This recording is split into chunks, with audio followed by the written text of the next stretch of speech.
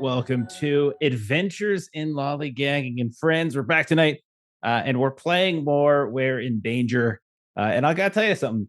There's some internet service providers who are very much in danger right now, as they're gonna face our ire and wrath very soon. So just throw that out there.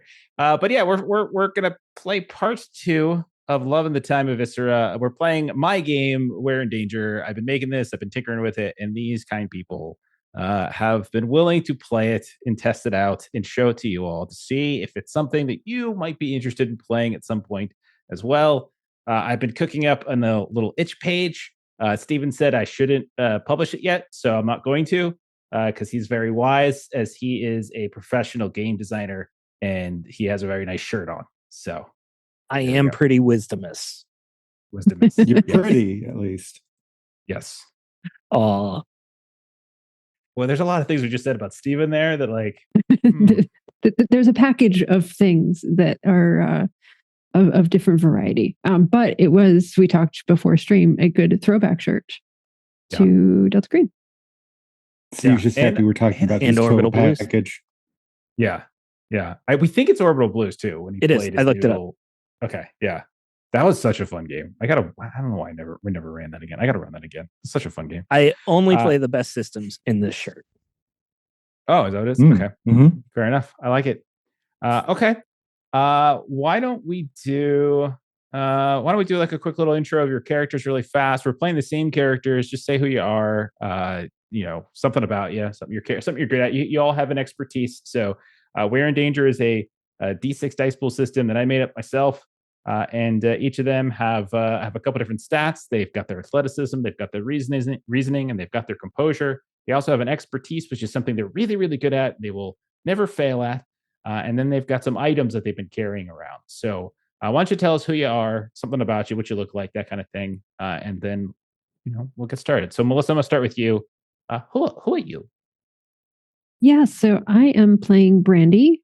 She is a soccer player. So she is short and she's got long blonde hair that is in a braid. So she's a 1 athleticism, 2 composure, 3 reasoning. And her expertise is balance, which talked a little bit after the first ep. I probably should have made aim, and that would have been a little more OP, but balance is what I went with.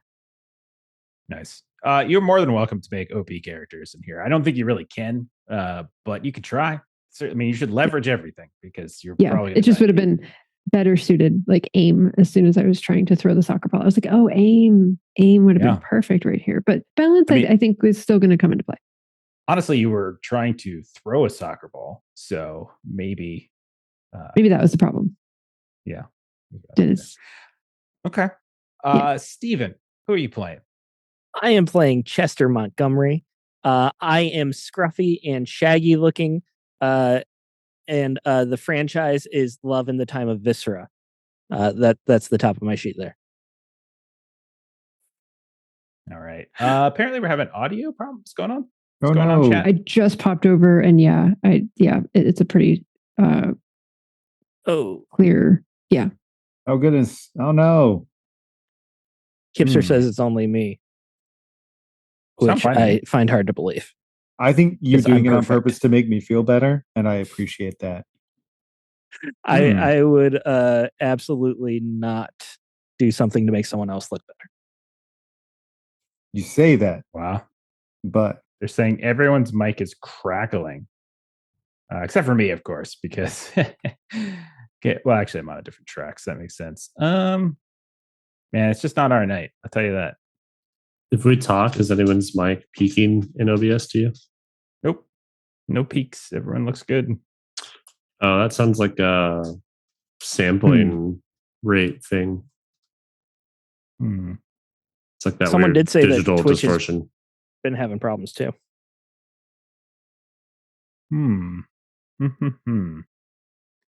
Well, that sucks. If you change the audio device that we're capturing on to something else and then back. Okay.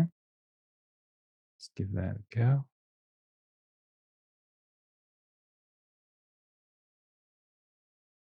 Someone say something. I love Something. test. Testes. 1, 2, 3. Can everyone hear Jeremy say testes better? I think that fixed it. And maybe. No crackles, says Griff. Okay. Same for everybody. Wow. My Look at that. testes are magical. All right. I'm The going to start magic everything testes. over because I don't want to re-edit all of that. So those of you watching the stream, this is going to be very awkward for you, but I'm just so tired of editing. So here we go. Okay. All right. Hello. Welcome to Adventures in Lollygagging. We're back tonight. We're playing more We're in Danger. We're in Danger is a game I made, making something like that. And yeah, we tried it last week. We're doing part 2. We're trying to finish it all. And we're going to see how this goes. It's been a trying time tonight. Insert some sort of menacing technical question here. So anyhow, we're going to get going. We're going to try to start pretty fast. Let's do a quick roundup of characters, and then we'll dive back in. So Melissa, who is it you are playing? Yes, I am playing Brandy. She is a soccer player. So she is short. She's got long blonde hair that is always in a braid. She carries around a soccer ball, and her expertise is balance. Fantastic. Okay. Steven, who are you? I am playing Chester Montgomery. I look scruffy and shaggy looking. I wear a Miami Dolphins hoodie, and I've got one of those really cool plasma torches for totally legal drugs only. Okay. I like it. And then your possible bow. I don't know. I know you guys didn't want to put a label on it, but Jeremy, who are you playing? Hey, I'm Levi. I'm like pretty composed, and I've got a Zippo, and I've got some lace shit that I'm really looking to get into because that's the only way I'm going to deal with tonight. And yeah, maybe could be sort of. Chester's great and all. Okay.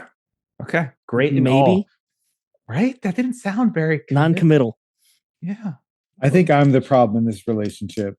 Clearly. You Well, I think he said I love you last time. Didn't he? He did, and I didn't say it back. It was an accident. I didn't mean to put pressure on you. Just slipped out. There was so much pressure. It was like, you guys are almost died. Okay. And then he tried to save your life at one point too, I think. Yeah. Okay. Yeah. Joe, who are you playing? Yeah, I'm playing Mark, and he's a little bit scrawny with some brown curly hair, a little bit self-doubting, scared in his demeanor. He's got a lacrosse stick and a second cell phone, so I don't have service on 2 cell phones. Awesome. Fantastic.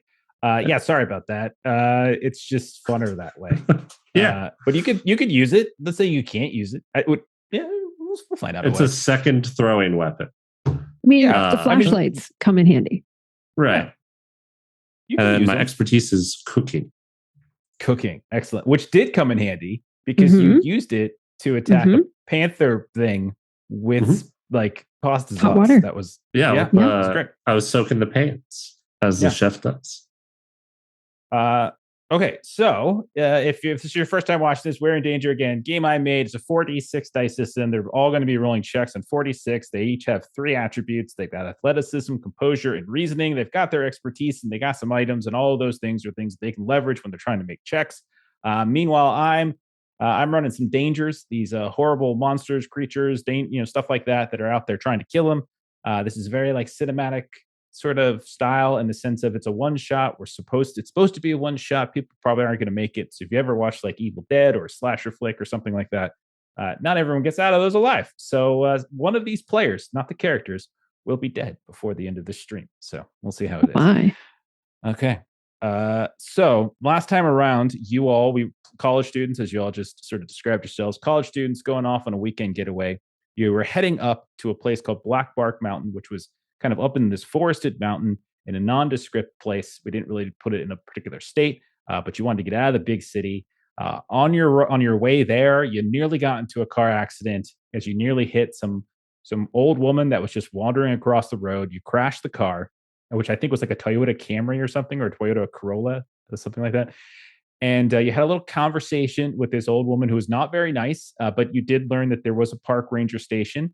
I think it was Jeremy's character. So, Jeremy, you are Levi, who did a little tinkering with the car to fix the car, and you were able to get your car running again. You get it up to the cabin right as the sun was coming down.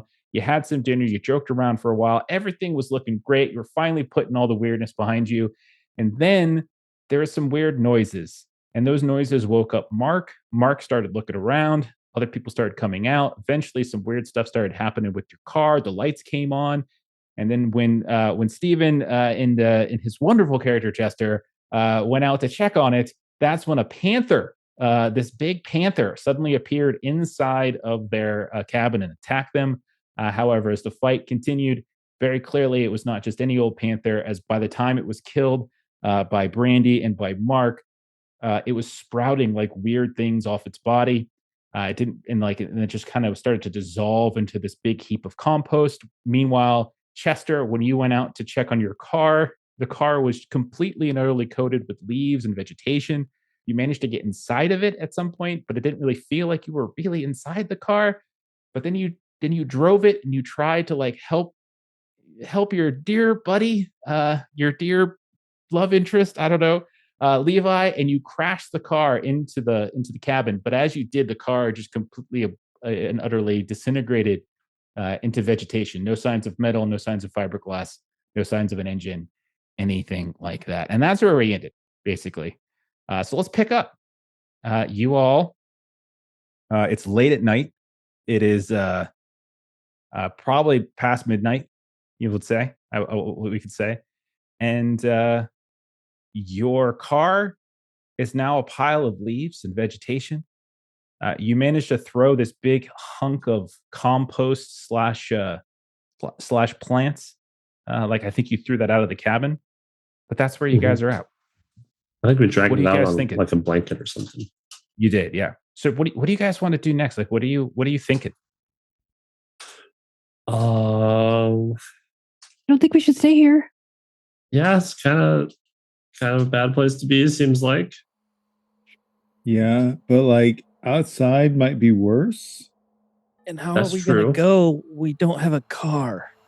But Right. it seems like the things outside that don't like us don't care if they're outside or not, because that panther was inside. It was. Yeah. Maybe we should go to the Rangers, because we know where that is. We just didn't have to go there because the car was working. We'd be walking in the middle of the night, and we don't really know where it is. We kind of have an idea. Are we closer to it now? Because she pointed us in a direction, and then we went in a direction. Yeah, because what I need to know where to go. I take the random point and give some crazy old lady who jumps into their cars. Yeah. I mean, if we look at the map, we're somewhere around this spot, and then somewhere over here would be the ranger station. Yeah. But I mean, if we stay here, it was in the house. It went from in the house to out the house. So there's some weird mannequins down there too. Kind of creep me out. Oh yeah, that tux thing was weird. Yeah. There's a tuxedo that tried to eat you, and we couldn't find the mannequins, I think. Right? Once we went down? No. That's correct. No, there is just the mannequins, but there was no clothes on them. Oh, no, if I remember correctly. You couldn't find the clothes anymore. Yeah. Yeah. And they weren't all burnt up. Correct. So it doesn't so much feel safe here, but I would feel safer being by a ranger who would know more things and might have actual weapons or things. It feels if you're I know you guys may not know this, but something that I know, if you think you're being followed and you're on a road, find a police station. So it's kind of the same thing. We're in the woods, there are things that are unsafe, so we find the nearest thing to a police station. Oh, sure. I think we're going to get I'm okay lost, with that. but I also don't want to be here. So, okay. Yeah, it's not a great option. I'm not saying that that's one option is really, really good and the other is really bad, but it's stay here and be unsafe and get more injured, or go outside and be slightly less be safe. lost. Cool. And- Yeah. No, you're right. It's okay. I'm sorry. That's not Packed a bunch helpful. of water bottles and granola bars. So let's grab some and then follow the road, I guess. Oh my God, I'm so hungry. That sounds great.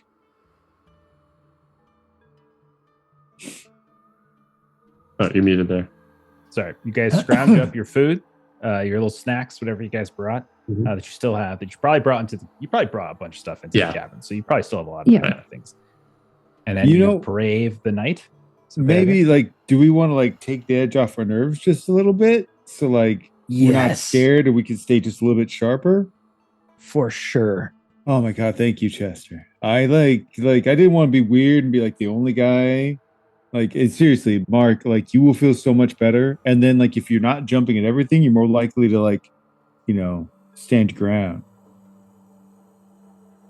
It's all about keeping your composure. Yeah. Yeah. And Brandy, you want some?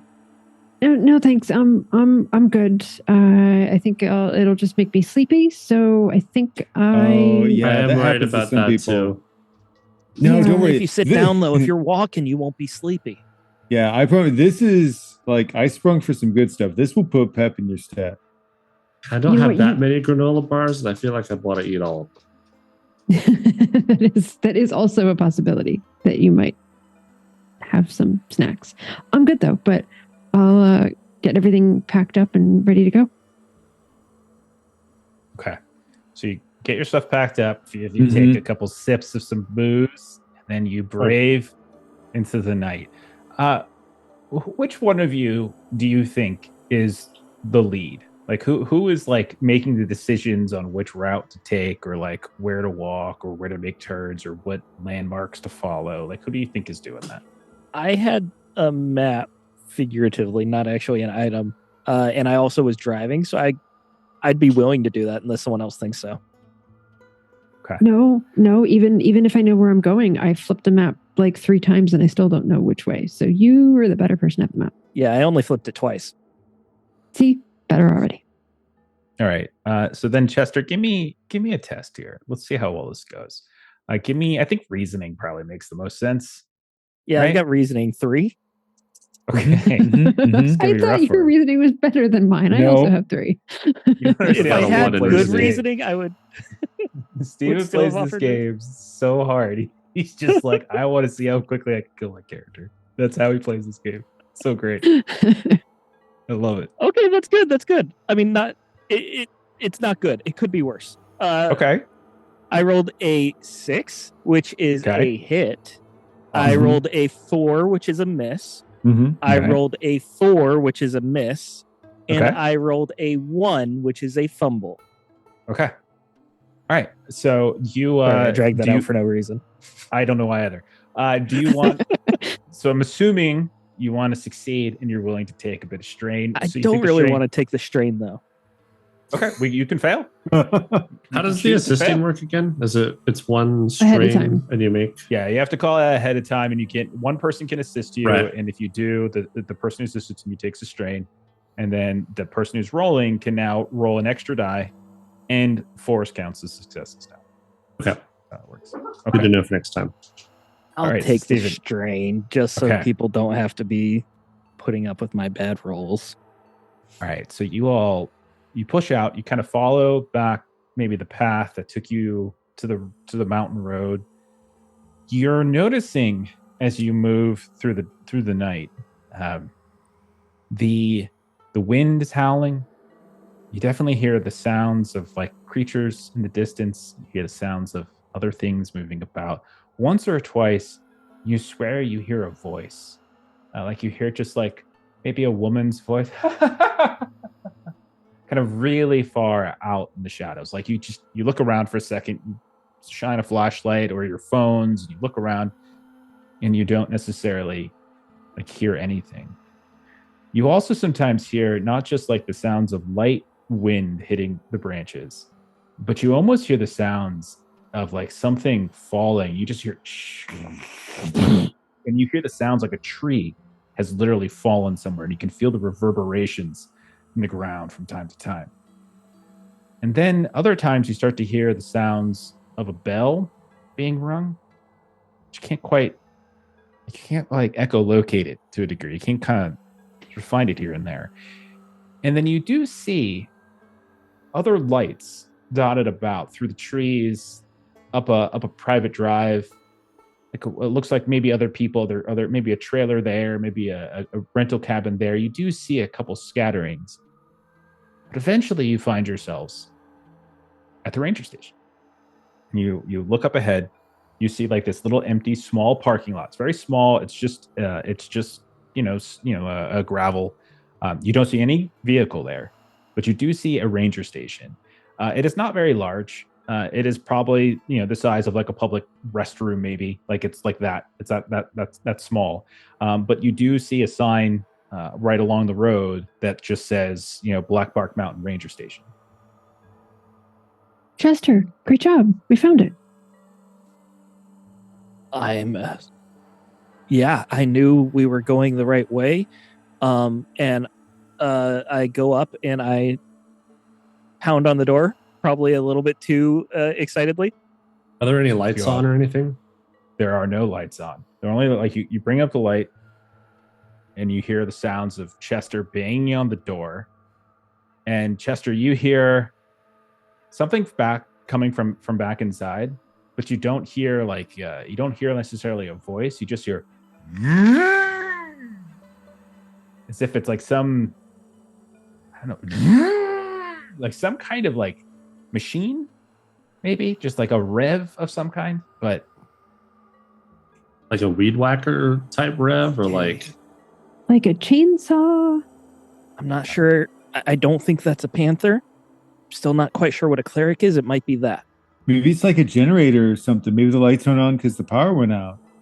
Maybe we should go around back. If you're knocking on the door and nobody's answering, maybe it's not that big. We can just all go around and look back. I'll also try like a to car see if it's unlocked anywhere. Like, if there's like a little parking lot? There's no car. You didn't see any car. When you do try, it is locked. Would you like to try to like break in or pick the lock? You could certainly try to do that. That would be I'll wait for people to walk around first. Okay. I don't want to leave the door though. I'm going to stay here. No, I'll stay here with you. I got this, man. Right. And like, if it doesn't work, and there's this trick you can do with like a credit card. If it's like an older door, you just like, whoop, whoop, Dude, you are so talented. Hey, I mean, yeah, but only because like, bring out the best. Like, I can't believe how many things you know. Like, you're so smart. Yeah, I know. Randy's just pulling Mark away. Okay. Like, oh my God, they never stop. Like, good for them. But like, Get a room. I mean, they tried, and then a panther kind of jumped out of it. So, Yeah, that's true. Okay. That's true. You guys go to the back of this ranger station. So Mark and Brandy, are you looking for like another door? Is that what's going on? Or are you looking for? I think the noise. It's just like maybe a window or something too. Yeah, there's definitely a window back here. Absolutely. I've got my cell phone. If I can hold it up, if you want to look inside. Sure. You're taller than I am. He can. Well, she's like flashing her light through the glass. He can. It looks like you're looking into the ranger's office specifically, not like the waiting area. Like you can see a desk, you see filing cabinets, you can see a couple different like maps and stuff at the area on the wall, and you're just kind of shining through it here and there. And you see like all sorts of photos. Yes, he does. You can see there's a black like classic, like office phone just sitting right there on the desk. What do you see? I can't see anything. And she's He's even got a like phone on her and tippy toes, maps she and can't. stuff. Let's try and use his phone. Like a landline? Yeah, looks like it. Oh, thank goodness. I keep telling my parents that they should just like someday this is not going to be a thing. But now I'm really glad that he has one. Yeah. How's that door coming along? I assume they're still working on it. Yeah. It's good, man. You want to give it a try? I'll give it a try. I'll try and do this stupid like credit card trick. What do you think? Reasoning? What do you want to? What do you think? Yeah, maybe reasoning. Like it's kind of like he's got the general idea. Like he clearly signed up for those terrible things where like they come to the college campus, they sell you on like get this free T-shirt, sign up for a credit card that will completely ruin you. Yeah. Oh, Okay. yes. Yeah. Yes. He's one of totally those. that dude that signs up for anything that gives him something free. Got a I free have t-shirt. ruined a student ID in real life this way. Yep. All right, so my reasoning is 2. Yep. And I've got a spread here. I've got a 1 and a 3 and a 4 and a 5. Okay. Sounds like you're a success with a strain. So maybe the credit card breaks in the process since there's like the panic. Oh, like that. God, no, man. I got like a splinter in my thumb too, man. Just like, Oh, here, let me get it. And I'll try to get it out. Thanks, man. I can't. I just trimmed my fingernails like yesterday, and I can't get I can't pinch. How do you always cut your fingernails where you have like just enough left where you can actually still open cans and stuff? You open cans with your Just fingernails? Stupid, inane chatter. You don't? So the door. Well, like sometimes when I cut my unlocked. fingernails, they're too short, and I try to, but I can't. Yeah, so the door's open, but they're still talking about like stupid Mhm. bullshit. Is the It's revving open. louder and continuing? No, it kind of stopped actually. As you slow Okay. down. Okay. So the door's unlocked. I'm Go assuming in. is this like a hallway that goes and there's like the door to the So office? think of on it the like side? there's as you come in, there's like a public area. There's a Mhm. little counter, and there's a couple basic chairs on the inside where you can sit. And then it looks like a bulletin board with all sorts of basic material about like where to go, where the parking trail, where the hiking trails are, and a couple pamphlets and such. And then you can go behind the counter, and then there's a door that goes into the office that you and Brandy were looking through. And that's basically Okay. it. There's probably one small like private bathroom too. Okay. Let's try and get in that office. Yeah. We should Okay. make a phone call for sure. Okay. You the two of you, so you go inside, Mhm. and both Brandy and Mark, you make it into the office, and you look around. So it's a not a huge office, but it's decent size. It's a couple different filing cabinets, couple maps of the area, lots of photos you can see with like framed photos and such of like whoever the ranger is with various people and hikers and things like that. And then you've got this desk, and Okay. on top of it is a phone. Yeah, I'll pick So up pick the up the phone, see if it's got a dial tone. it does. All right. Are we just calling like an ambulance or Try Or- 911. okay? Yeah, I don't think I need an ambulance, but definitely like calling the authorities up here would be a good idea. Okay. I'll dial 911. Okay. Tell them about the Rings. panther and the cleric. Yeah, Okay. and the compost car, man, that was messed up. Well, don't tell them about that because they might put it in the report and then I got to tell my parents. Guys, And let a him- crazy old let him- lady guys, stole the car guys. and ran into the Just stick to the panther. stupid fucking thief ass panther stealing your Brady car. like closes the door to the office so that we can talk to 911. And you hear so Mark, you hear a voice, you hear the click up, and you hear, hello. Hi. Yeah, we are at a ranger station up on the mountain name that we're on. We were attacked by a panther, and one of our friends is hurt, and we need help. You're at the ranger station. Yeah. I'll be there soon. Okay. What's your name? Me. My name's Bruce. Okay, Bruce. What's We'll yours? see you in a bit. I'm Mark. Hi, Mark. I'll be there soon. Don't worry. Okay. Like 15 minutes or like. Soon. Okay, thanks. Guys, Bruce is on the way. And I'll hang up. Did he say how long he'd be? I asked, he said soon. What is that, like 15 minutes? I asked that too, and he just said soon again. Randy wants to look at the pictures on the wall while Yeah. Mark was having that conversation. Okay.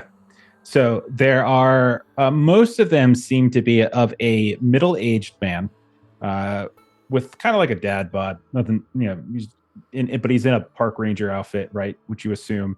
You can see that on the desk itself, the name of the actual park ranger says Ranger Riley, and you can see that it seems to be here and there. There's a couple of newspaper articles about like a rescue of hikers and such, and like interviews with Ranger Riley and stuff.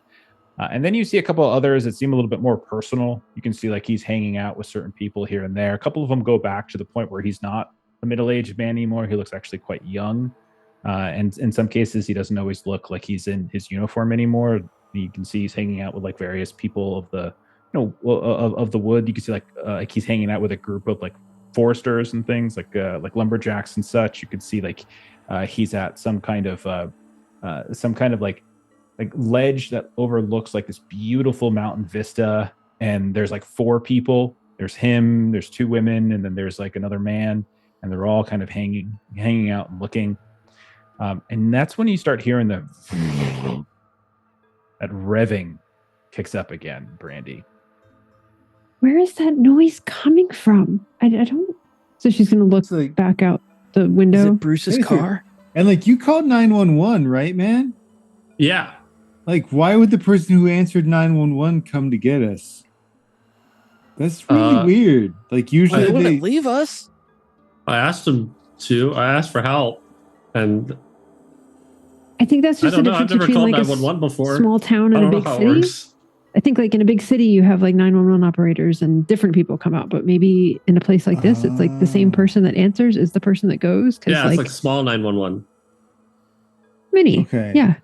Right. Okay. Gotcha. But that sound, did anybody else hear like trees falling when we were walking? Did I just imagine that? Yeah. And like laughing too. Is And the like a revving coming bell? from like outside or like inside? No, it seems like it's inside. It sounds like it's kind of muffled and quiet, but you can certainly hear it. Is it coming from the bathroom? I think that's the only other closed area inside here. Okay, you check out the bathroom. It's just a basic bathroom. It's not like a stall. It's just a single toilet, single sink. You open it up. There's nowhere to hide in here. It's just one basic cube. There is a small window, but it's one of those like frosted windows that you probably can't like, look out or climb through or something like that. But you open it up and you see on the ground that there is like something sticky, like some big pool of something dark. And it's like a sticky, viscous fluid of some kind. There is a drain in the floor. It's like a tile floor, and all of it seems to be circling around the drain.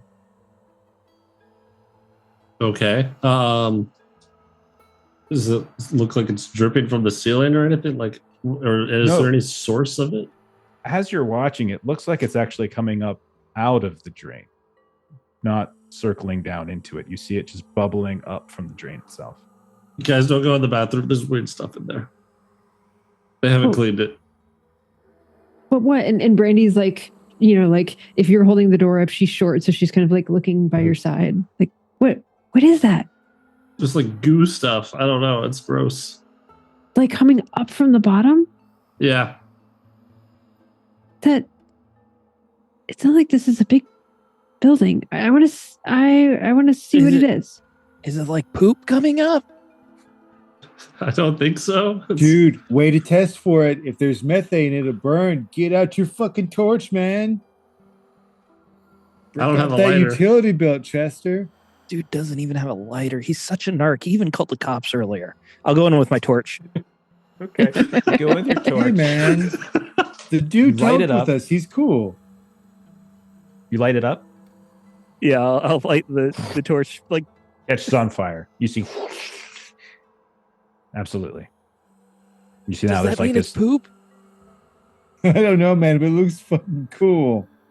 I think that means it's like gas of that's. So it's farts. But is that coming from outside? Like this place It's coming isn't from very the big. drain. I don't know. Oh, they must have hear like the- some sort of like sewage backup, man. Like maybe they don't have like proper plumbing. They've just got like one of those weird tanks that you bury out back or whatever. Yeah, septic. Yeah. Dude, you're so smart. How do you know this stuff? Yeah, how do you fucking remember to bring a torch with you? Well, I keep it But everywhere. what was making that noise? That's I what we don't came know. in here for. Oh, I forgot about that. The phone starts Brady's- to ring. I'm gonna Maybe pick it the up. septic tank is Bruce? about to blow up. You shouldn't have done that. Then what? You shouldn't have set that on fire. Oh, are you here? I'll be there soon. Do you want us to put it out? You shouldn't have done that. She's gonna Right. get real angry at Bruce me said we now. shouldn't have done. Who's gonna get angry? Jane. Okay. Is your soon gonna be like sooner? And then you hear like a click on the phone as if you just hung up. And then you hear a door slam Door slam, Is he here? outside. like a car door type Like a sound. car door. Okay. He said Jane would be unhappy that we lit that on fire. I don't know who that is. I think You told someone's the cops outside. we set it on fire? What an I arc. didn't tell him anything. And I head towards He the already look knew. outside. You go to look outside and you see there is a Ranger vehicle, one of those like a Ford Bronco type. It says Park Ranger on it, and you see a middle-aged man, probably mid-50s or so, something like that. So like on the tail end, and you see he's coming around. He's got his hand on his hip where he's got a gun, and then he's got a flashlight out, and he's coming up and closing in on the station. I go out the door. Bruce, thank you for coming to get us. I don't know. He draws a gun. Bruce, We called no, you. we're the ones who called you. Hey. We called you. What do you mean you called me? You broke into my station. Yeah, we called We had to 911. use the phone. You had to use the phone. Well, just To call don't y'all you. have cell phones? They're They not weren't working. working, man. And like some weird cat attacked us, man, and we're scared as shit, man.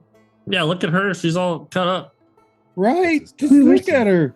We were staying You up. all been doing drugs. It's like shy. Never Yes. touched him, sir. No. And I Brandy put the torch will behind my back. Brandy will like lift up her shirt halfway because she's got like the huge scratch Mhm. like across her torso that's wrapped in saran wrap.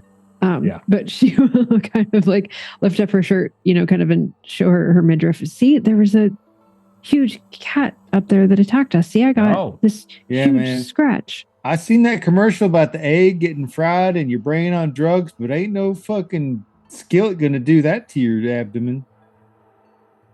The hell, you say you guys got attacked by a cat?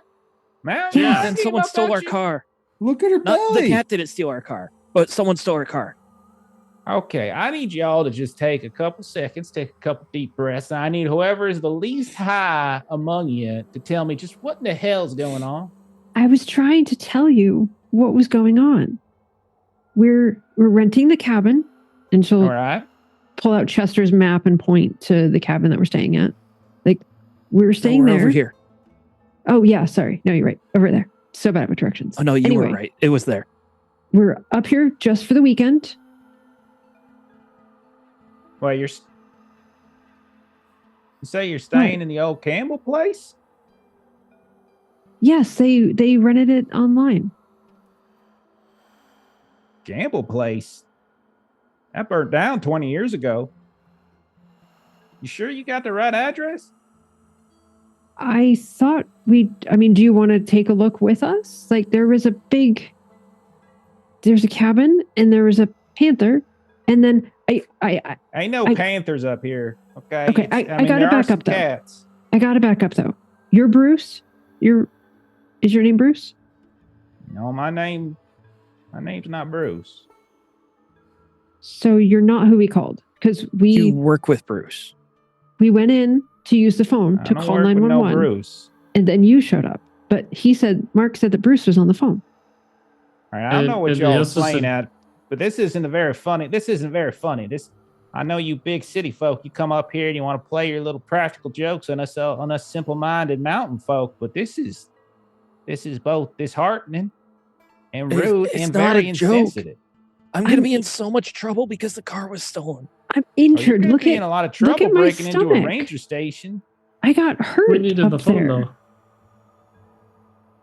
Man, like Well, if nothing else, can you at least help our friend get to a place where she can get treated, man? Like, I don't understand how somebody would rent a place that's burned down, or if we went to the wrong place. We're not from here. That's true. And like nobody's trying to be uncool to you. And if anything, like we're so happy you're here. We're, I'm real sorry. Like if anything's been damaged, I'll like help fix it. we're the Campbell's behind you, names. the ranger station whoosh, bursts into flames because you guys had literally lit it on Oh, fire. don't blame us. Don't blame us. What did y'all? Oh, God dang it! What the hell's y'all doing? And you see he like runs up to it, and it's just everything's caught on fire. What the hell's wrong with y'all? Shove the torch in my hoodie.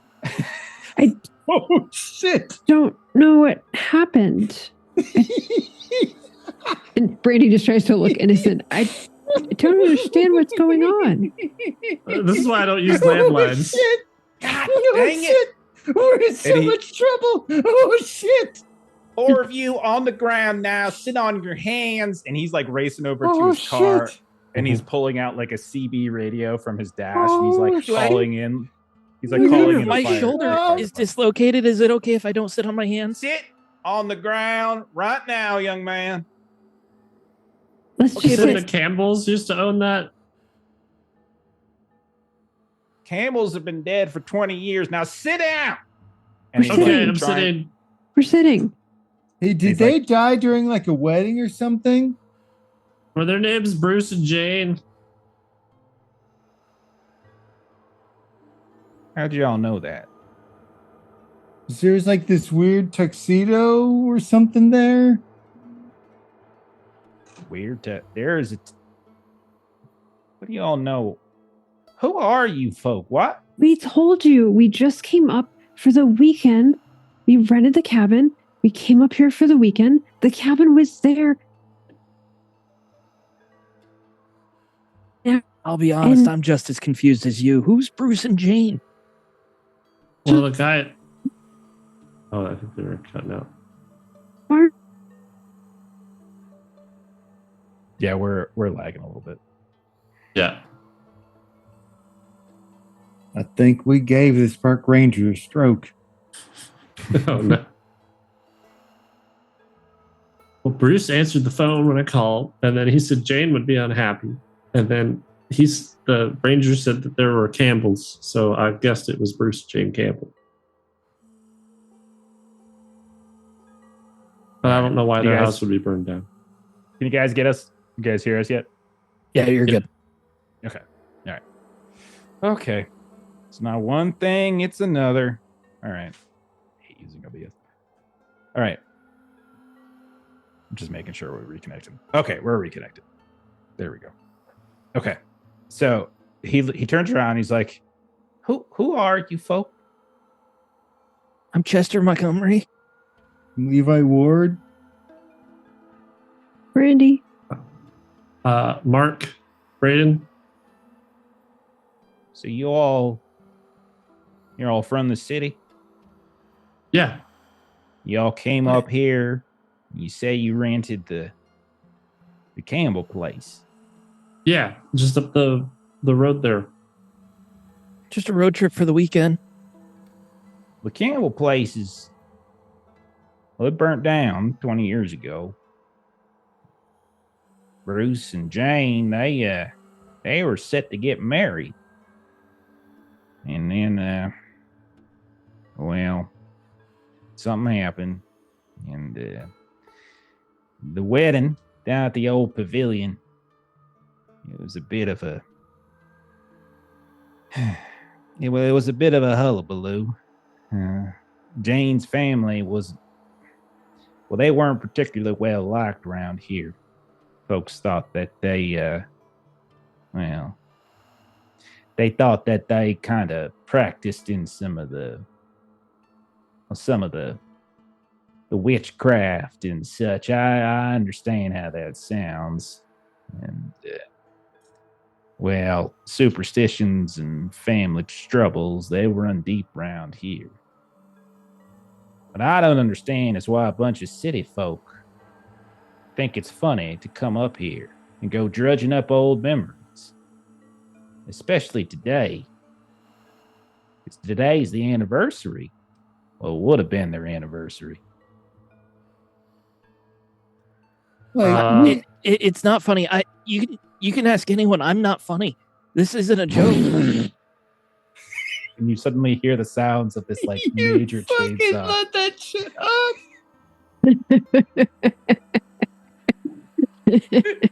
Oh shit! I'm in so much trouble. And you see he just like Ranger Riley just sort of jumps like, the hell is that? Is another one of your fraternity brothers or something? Oh, No, it's just the we're four trying of to us. leave.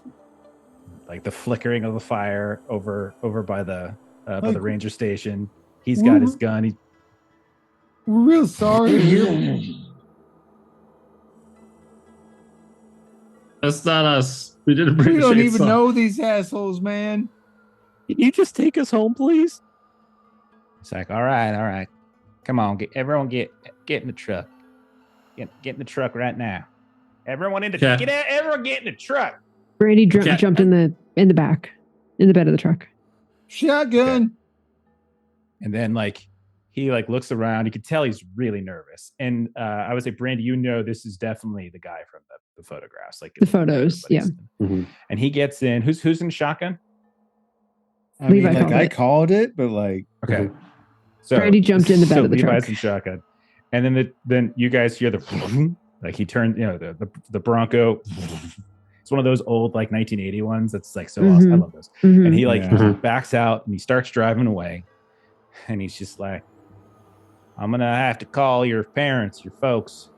This is a real sick, macabre game, taking advantage of kind folk. You know, Bruce was a friend of mine. I was gonna be the best man at his wedding, and everything went down, and now you get these four snot-nosed college kids thinking you're so damn smart, coming all the way up here, poking fun, picking I at promise the I'm not smart. scabs. You can ask anyone. They'll tell you I'm not smart. We we're didn't like know real sorry about your anything. friend, man. Like, we didn't know anything about it. We're just confused. Maybe someone else is making fun of him because someone else said their name was Bruce on the phone. And so, wait a second. You said you talked to Bruce? And right as he turns over his shoulder to say that, you see coming from the side of the road as you're trying to drive down the hill, a massive tree just completely falls and smashes onto the front hood of the car. And you see he's like, huh, what? And then goes thrown out of the front of the windshield. And we're going to go into a confrontation Oh my immediately. gosh. But before we start, I want everyone to make an athleticism test. Oh no! As they get into a car accident first. All right. I rolled a 1, a 5, a 6, and a 6. So I'm going Okay. to bypass the strain and have 2 successes. That sounds perfect. Okay, so you take no injuries. You just smash around in the back a bit. Okay. I rolled real bad. Okay. How'd you do? I got a 1, a 1, a 3, and a 4. What's your What's your athleticism? 2. Okay, so you take 2 strain. How does that do? Are you at a wound yet? That puts me at a wound because the wound doesn't Okay. count as a strain, does it? You like once you tick the box, you're done. So like how much strain did you have? Because like before- I had before 2 you- strains, so is it a third strain and then a wound? and then a wound. Exactly. Okay. Your fourth strain is effectively when you take the wound. Okay. So you take a wound. You can describe it however you want. Like so it's something serious. It's a serious injury. So what do you Mhm. think happens? What do you think happens to Mark? I think I bashed my head like on the side or something. Like I think he's got like a cut like on his head. Maybe Okay. the window is like partially down Window or something. Just in the shatters. side of the car. And then like a big chunk of the glass just like cuts through your head. Perfect. What about you, Steven? How did you do? I got 2 successes, 1 fumble. So Two cancel out successes, the 1 fumble and succeed.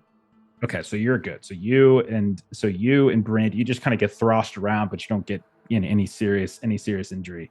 And then what about Levi? I always forget I'm Jamie's name for some reason. 50-50 because I've got a 3 athletics. I'm terrible at that. Okay. I got a 1 and a 3, but I also got a 5 and a 5. Okay, so you're going to take 1 strain because you have to have 1 to succeed, and then you can cancel out 1 of your strain, and you still have 1 strain left. So you just get like maybe a light abrasion. Maybe you bang your head on the dashboard or something like that because you're up front as he smashes. Yeah. Okay.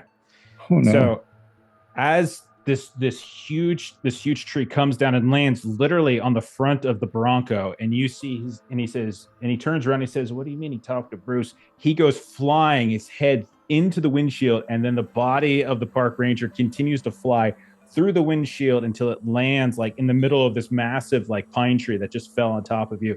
Jeremy, you bang your head, but maybe you have your seatbelt on and you don't fly out the way he did. The rest of you get thrust around, and then you hear and you see like right in front of you where like the big tree was down, it's just being thrown about left and right. And then you see as it's kind of cut through, you see stepping through it, there is a man. He's got this dark flannel like coat on. He's got what looks like some kind of like old fashioned kind of like ear flaps kind of hat, and you can barely see his face, but you can see this chainsaw. And he steps through like where like all the bushes, all the branches and stuff are, and you just see he just right through the body of Park Ranger Riley. Blood just erupting in front of you. It's throwing over the front of the Bronco. It's getting onto the windshield. And I'm gonna say Brandy, or I'll say Brandy or Chester, since you two got out of this unscathed. Maybe the two of you, one of you goes first. Who wants to go first? Go ahead, Brandy. Okay. Brandy has 3 reasoning, so I'm gonna say she sees this as something that, like, if she was smart, she would run away, but she's not that smart. So she's gonna try to like kind of go after this person, and she's gonna hold up the really big book that she's got, and so she's gonna kind of like have that kind of like as she's kind of like running at this person. So you're gonna charge at this man with a chainsaw. Just run away, everybody! Run away! I think everyone else to run away. And he's the sober one. Right, that's the sober one. Okay, Brandy, go ahead. Charge at him. Absolutely, go right ahead. Okay, so this guy, I will tell you, is a boss level danger, which means that in order to succeed in tests against him, you have to roll. You have to actually contribute 2 hits. So 1 hit is not enough anymore. It's now 2 hits, as he is a boss. Okay. So I'm going to say, so the argument that I'm going to make is the way that she is coming from kind of where she is to there. I'm going to say that this requires her to be a little bit sort of fleet of foot. So I'm going to argue for balance being helpful as she kind of like goes from where she was to launching herself at this guy. And I called out that I'm using my like really big book. So I'm going to say my expertise comes into play and one of my items comes into play as well. Absolutely. Go right ahead. Jeff is like, take it all. You're going to die no matter what. That's how I feel about this game. Leverage all the shit you want because it's going to hurt no matter what. All right. And I assume this is athleticism, right? Yeah, that sounds like it to me. Sure, you're trying to get there. You're going through like you're trying to jump over the debris, like the busted, like the front of the truck is busted. Like there's all sorts of cut up branches and things, and then there's blood everywhere from a bifurcated ranger. Yeah. How'd you do? So I did awesome. My athleticism is a 1. I rolled a 2, a 4, a 6, and a 6. So I had my expertise, which means that I automatically have a hit. And because of my item, the 4 turns into a 5, which means that I have 0 fumbles, and I've got a 5, a 6, and a 6. Okay, so you ended up with 3. I think you ended up with a total of 3 because you canceled out the 1. You said you rolled a 1, right? Okay, no, I rolled a 2. I didn't have anything that I had to cancel out, so I have 4. Oh, 4. Okay. Wow. Okay, so you rush up. So what does it look like as you come up and you just hit him, this chainsaw wielding lumberjack with a freaking what does it look like? I literally have this like huge book in front of me, and I'm just like, and I'm screaming at everybody behind me, run away, run away, run away. And you just see her kind of like jump out of the back and kind of jump on top of the Bronco and leap at this guy with this like humongous book. And she's just like launching all of her like body weight and velocity and everything forward at this guy. Okay. I'm going to roll his reaction. Go. What are you going to say, Joe? So when you say we have to get 2 successes, is it like it always ignores 1 success, or you get all of your successes hits. as you basically need to roll 2. You need to contribute 2 hits to be able to succeed at the test. Okay. So, yeah. Okay. Is that your question? Yeah. Okay. All right. Let's see what he does. Okay. He is going to attempt a kill attack. It's going to be on the person who has the. No one's scared at the moment, so it's going to be on the person who acted most recently. So it's going to be Brandy. Yep. Brandy, you need to keep your composure. Roll defense as you're just swinging this book at him, but the chainsaw wrenches free, and you can see one of the arms of the park ranger goes flying as he turns and he tries to cut you now with it. This is a kill attack. You need to roll composure. Mm-hmm. Oh shit! Was it turned? Okay. My composure is a 2. Okay. I rolled a 1, a 2, and a 6. Okay. All right. Well, you can cancel out one of those ones. Unfortunately, this is going to kill you because you're going to fail. And then so what's happening here is you failed. So that would give you 1 wound.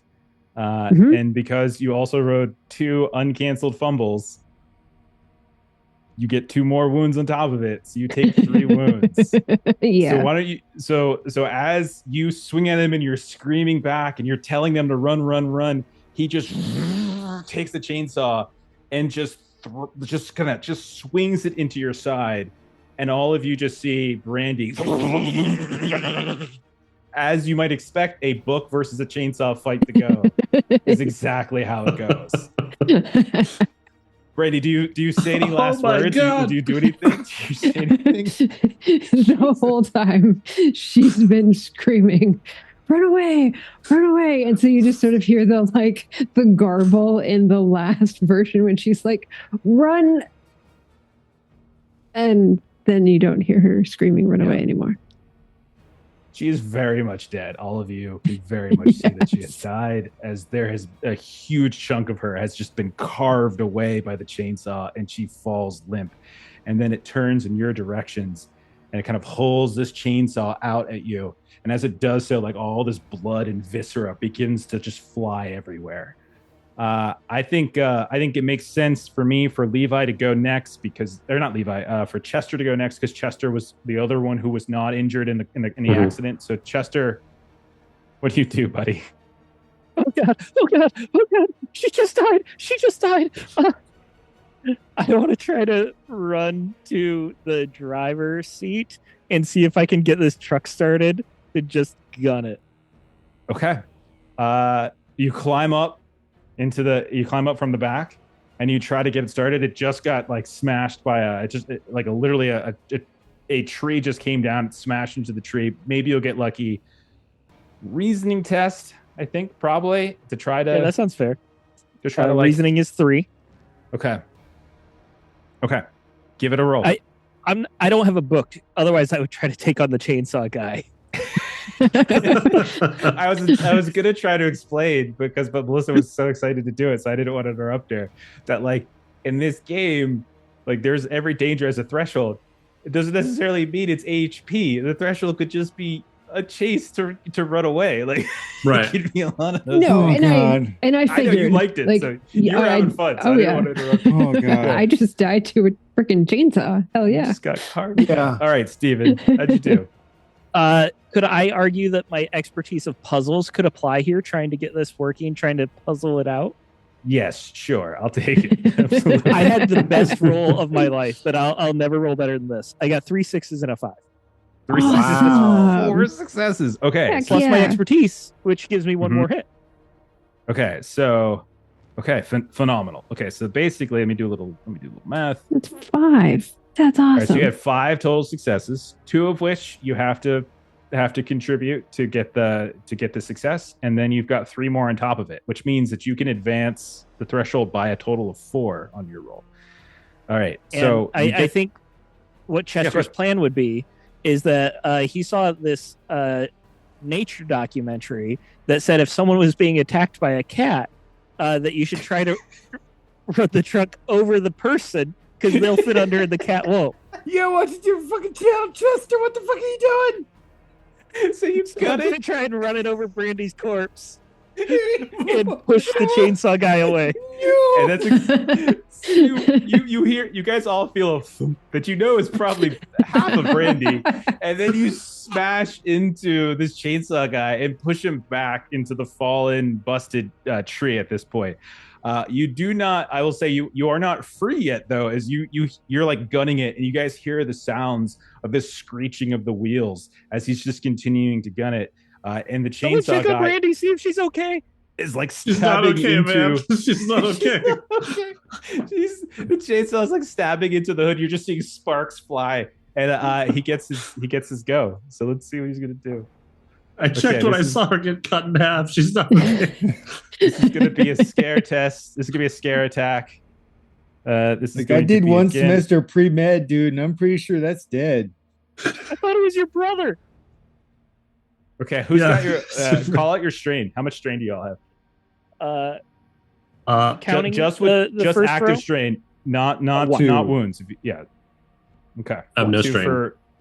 Okay, so this is going to actually target Jeremy. So Jeremy is going Okay. to target the person with the most strain, and maybe it's because he's got the chainsaw and he's stabbing it in to the actual truck itself and just carving it away and beginning to cut into the direction of where you're still sitting in the side in the passenger side.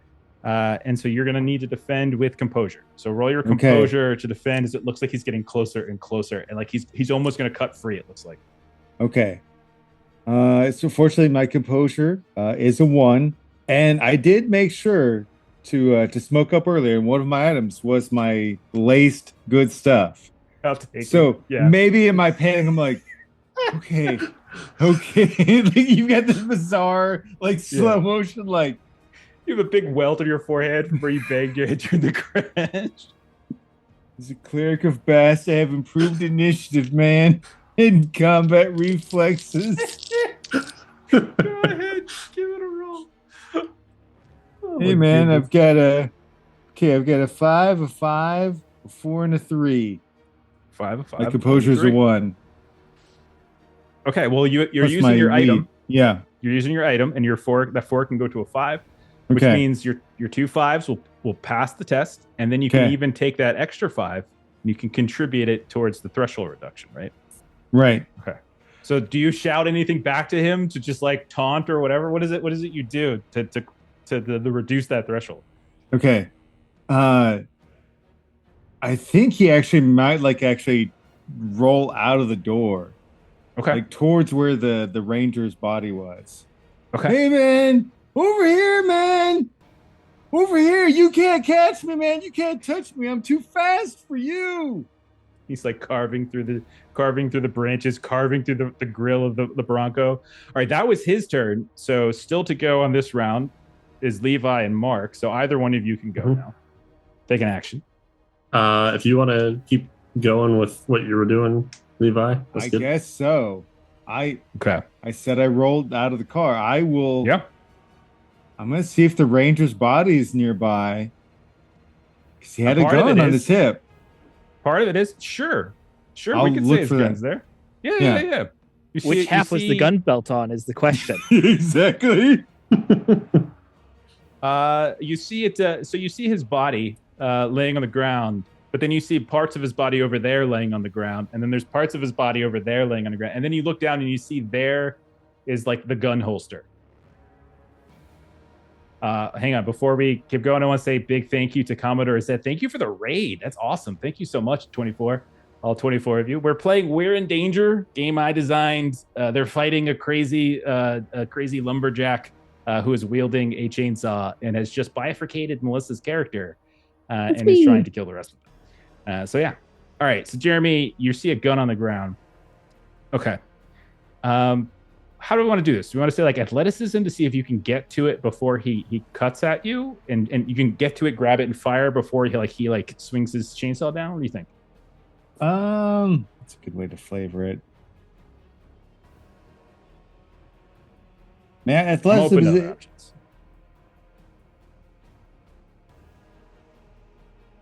Athleticism would also be if you're trying to be like, but I'm yelling at him. I'm not being sneaky. Who am I kidding? Like I don't think there's a sneaky in the equation at this point. There's a giant tree in the ground. There's a chainsaw. I think sneaks out of the equation. He's stoned out of his mind, so it's like that false bravado confidence. Okay. Where it's, if you want athleticism, I'll roll athleticism. Like I think athleticism makes more sense in this case than composure. I know you're angling for composure because of the one, but I do think athleticism. Can I still take the bonus of the fact that he is acting under influence? Oh yeah. You could take your take your item for sure. Yeah, no doubt. So I'll use my item for the benefit from that. But I'll roll athleticism. Which is my 3. I think this sounds good. This sounds great. Oh well, a 2, a 3, and a 5, and a 5. It's a 2, a 3, a 5, and a 5. Okay, cool. That's not bad. Okay, all right, Chester, you go, man. I got this. Okay, so you got where's the safety? Oh shit! Your 2-5. Your 2-5 count as a success. So you're able to actually reduce the threshold. And so you grab the gun, you shoot, you fire. But maybe because you still have that 2 sitting around. Because the 3 you can get out of the way with your item, but the 2 is still sitting there. So as you're firing, just maybe like one of the bullets like ricochets strangely off of the chain blade and like kind of clips you or something on the way back. And so you just get a little streak on your arm somewhere. He drops it. Man. Fucking now, I think the safety gave me a blister, man. Where you had that splinter, the splinter from earlier. Yes. Yeah. Oh god. How much strain do you have? I now have taken 3 strain. And so does Steven, you have it too? I have 1 strain. Sorry, I was saying 3 for him. And Joe, you have 2. Well, because you're counting new strain that's not part of a new line. Not a new line. Yeah, so I'm on a blank new line. Okay, so this is then this is going after the PC with the most strain, which is going to be Levi. So which makes sense. You're out. He has kind of pulled himself free. That really hurt my thumb, man. Okay, and you need to defend. Fortunately, you're defending with composure, but it is a kill attack as he is bringing the chainsaw down on you. I'm a cleric of bass. I have combat reflexes and initiative. You can't touch. Oh shit. Holy God. Soon to be a cleric of the past. a 2, a 3, and a 4. A 2, a 3, and a 4. Okay, Ooh. It's composure though. My composure's 1. Okay, so it's just gonna be a fail. It's just a fail. So that's 1 wound then. It's just 1 wound. You didn't get any extras. And so he's gonna bring the chainsaw down on you. What do you think he cuts? Like, what do you think he mangles with the chainsaw? I think he chops off the tip, just the tip of that same thumb. Then he got the spike in, and then the blister, and now he's like, "Man, he got my fucking thumb! Oh shit!"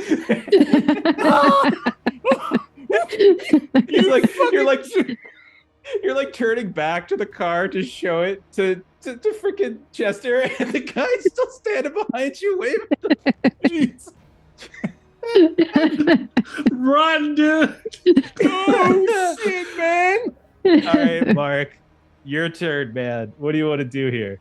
Oh man, I mean, seeing Brandy and Levi both kind of charge him, I want to jump in the fray, and my goal is to use my lacrosse stick and get the net to gum up his chainsaw blade. I think that sounds wonderful. Nice. That sounds great.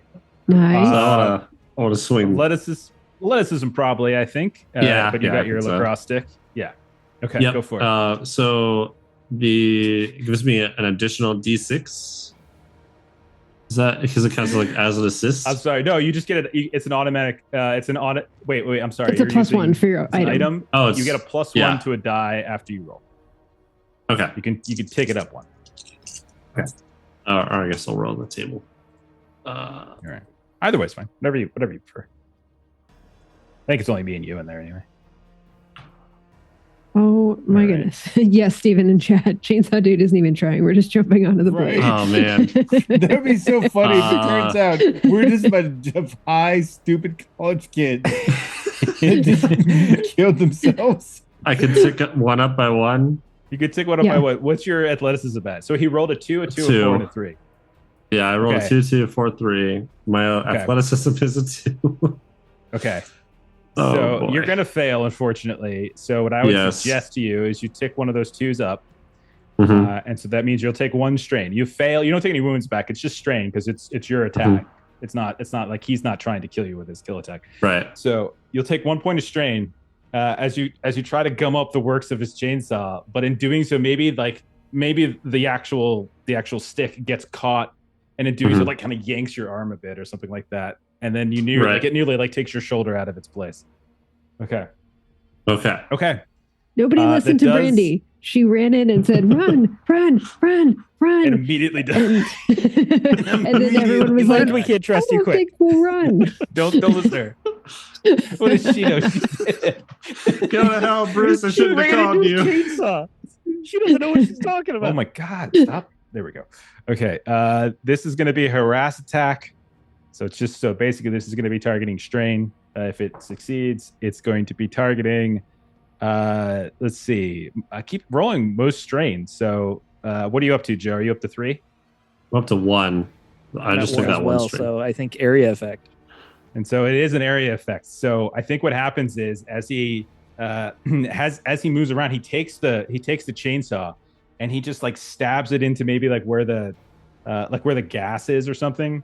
Like maybe the gas tank, and it just sparks, and then suddenly there's this explosion from the Bronco, and so this is going to be targeting both Steven. So Steven is Levi. You're gonna be defending, and then Mark, you're gonna be defending. I'm Chester. Thank you very much. Chester, sorry. Somehow Levi is just too oblivious to realize he jumped out of the car. Blew up. He did jump out of the car. Yeah. Okay. Yeah. That makes sense. Fucking thumb, man. Then boom. I'm sorry, what attribute was it? I won't be able to open any cans with this anymore. Athleticism. All right. You have to try to dive out of this as the Bronco ghost explodes. So real quick question. Is this the finale? No, it is not, unfortunately. Okay. This is no. Jeff, could I argue that my hoodie provides a little bit of armor? Could you? Sure. Like it's going to stop me from getting burned right away? Yeah, I'll take it. I'll take that. Okay. Yeah. So I rolled a 6, a 5, a 2, and a 1. My athleticism is 2.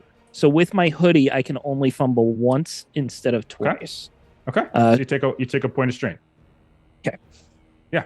So take a point of strain. You get a little bit of burn. You get a little singe on your way out, but you manage to dive out of the car before it fully explodes. Maybe your sleeve catches on fire, but you're able to put it out. One sleeve is in tatters. You can see some slight burns, but nothing too terrible. Okay, so then Joe, Mark, how did you do? I got 6, 3, 6, 4. 6, 3, 6, 4. Yeah, awesome. And then my athleticism is a 2, so no fumbles. And you then you dive out of the car before the explosion. Like maybe the momentum of your stick kind of takes you out. So the Bronco has exploded. It's on fire. You can see some of that fire has spread now to the felled tree. You can see Brandy's body is now easier to see in the firelight. You can see the body parts of the Ranger is easier to see.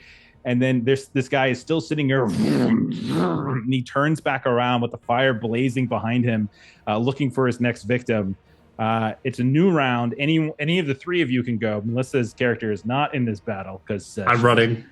I was just booking it. Okay. At this point. All right. Do you want to try to do anything to like? Do you want to? Because like the way the game works in terms of its threshold is that it's very flexible. Like it's very like we can narrate exactly how like the reduction works. So it could be just outpacing him. It doesn't have to be necessarily killing him. So if you want to just run as fast as you can away from him, that is totally a thing you can do. and that is like a way to reduce the threshold. I'm gonna yell at everyone like, I think we should run now, guys. Go to hell, Bruce. Just turn around. Give me an athleticism roll. Okay. Okay.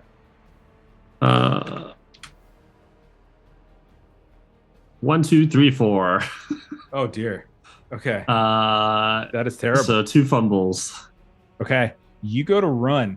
But like, I think maybe what happens is like there's like where the tree fell from. You can definitely see like there's other trees on the side of the road that are kind of wobbling. And as you're running towards it, one of them starts to fall. And you like have to sort of slip and fall maybe in some way and skid along the ground. And that's maybe where your strain comes from. Okay. And then it's when you take the 4th strain, it's a wound, right? Exactly. Yeah. Okay, so I'm at 3. Okay, so you're good. But he gets to go now. So. Oh, gosh. It's a scare attack, though. So it's not going to kill you necessarily. It's going to target you.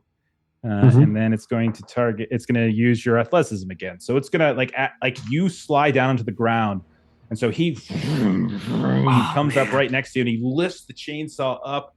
And then as he does so, like you can tell his face now, which you haven't really been able to see. But now with the fire starting to spread, you can see that his face almost, you realize there's like no skin. It just looks like bark. It just looks like tree bark.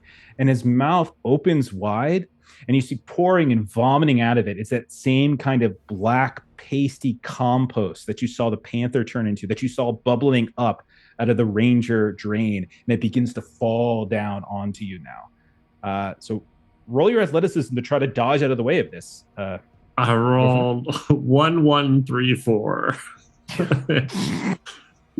What's your athleticism? 2. Actually, it's a 2. Okay. You're going to full max scare in this moment. Okay.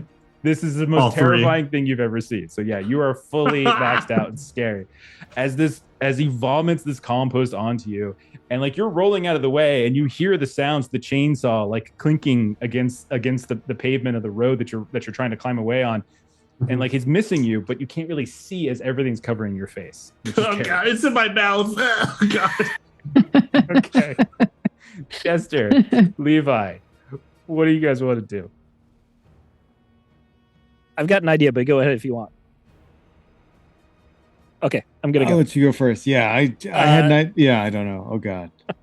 So I'm thinking I want to try and distract Chainsaw Guy to give Mark a chance to get away, because he's like right on top of him with the chainsaw. I just got out of the passenger side of this car. I look around for anything that I can throw at Chainsaw Guy. I see Brandy's leg. And I'm going to axe throw it at Chainsaw Man to try and bonk him on the head. This is not a rule in the game, but I am going to say that we could treat that as a temporary item, and I will give you a +1. It's just like an item. It's a one-time use, and you'll get a +1 on this, on one of your dice. All right. I don't really see how my other items or expertise are really going to help me in this instance, because this isn't really what I was built to do. So let's see how this goes. It's Brandy assisting you. Okay. Athleticism, right? Yeah, that's fine. So athleticism is a 2. I rolled a 3, a 4, a 4, and a 5. Because of Brandy's assist giving me +1, it turns it into a success.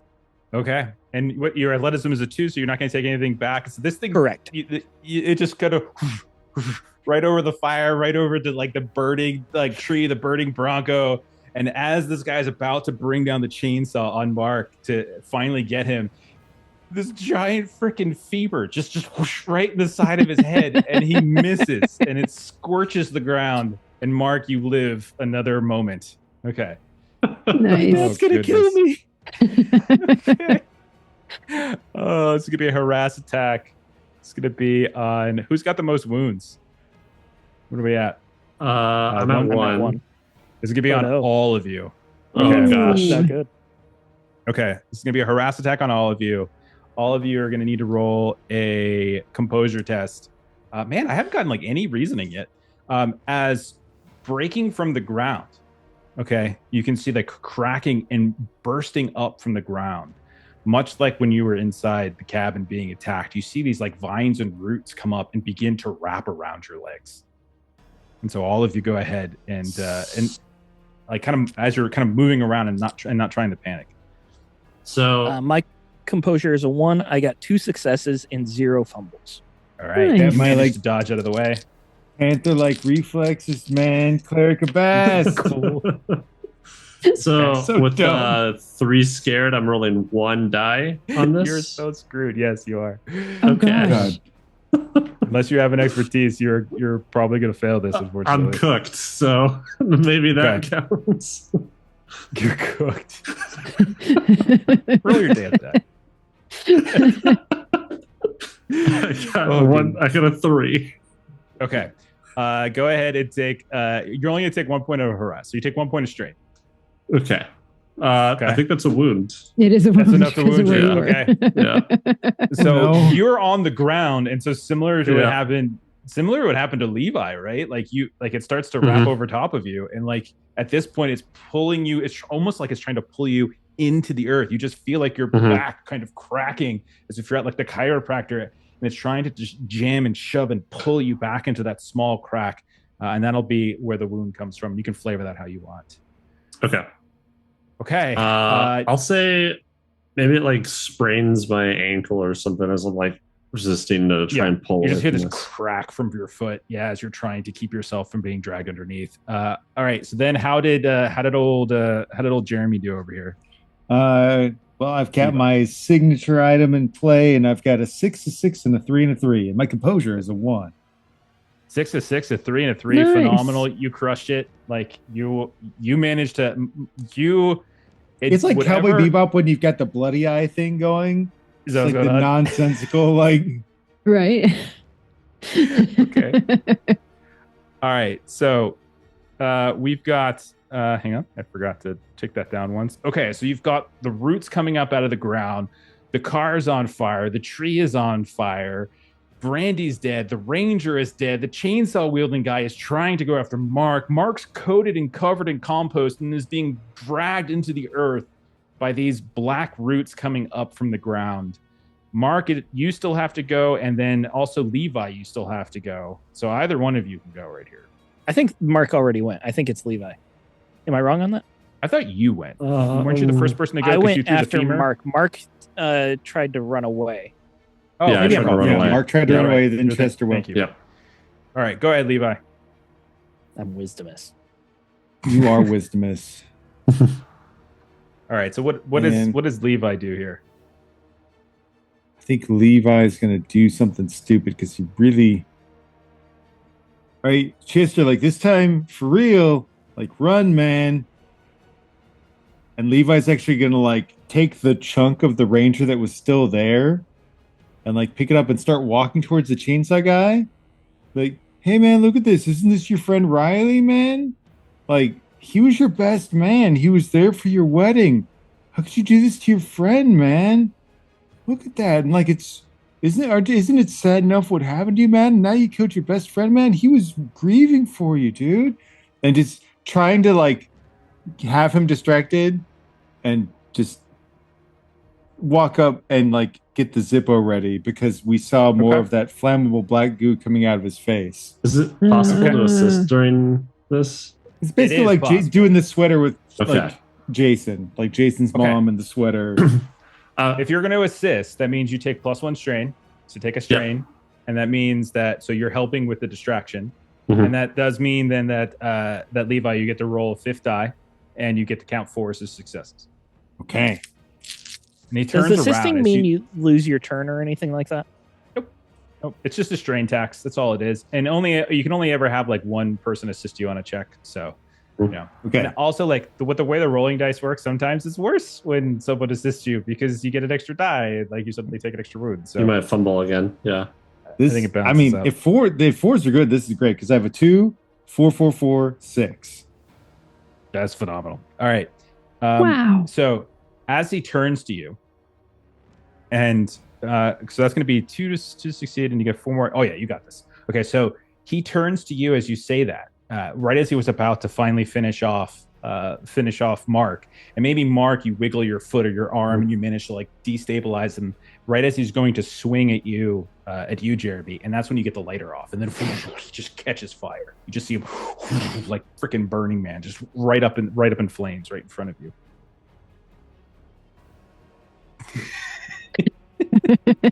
Jeremy's making a crazy noise. You just see him. And then he starts to stomp towards you slowly, swinging the chainsaw at you, and you're able to dodge him at this point. And then eventually you see him collapse into the felled tree, which is now ablaze. And you guys have overcome that danger. Okay. Awesome.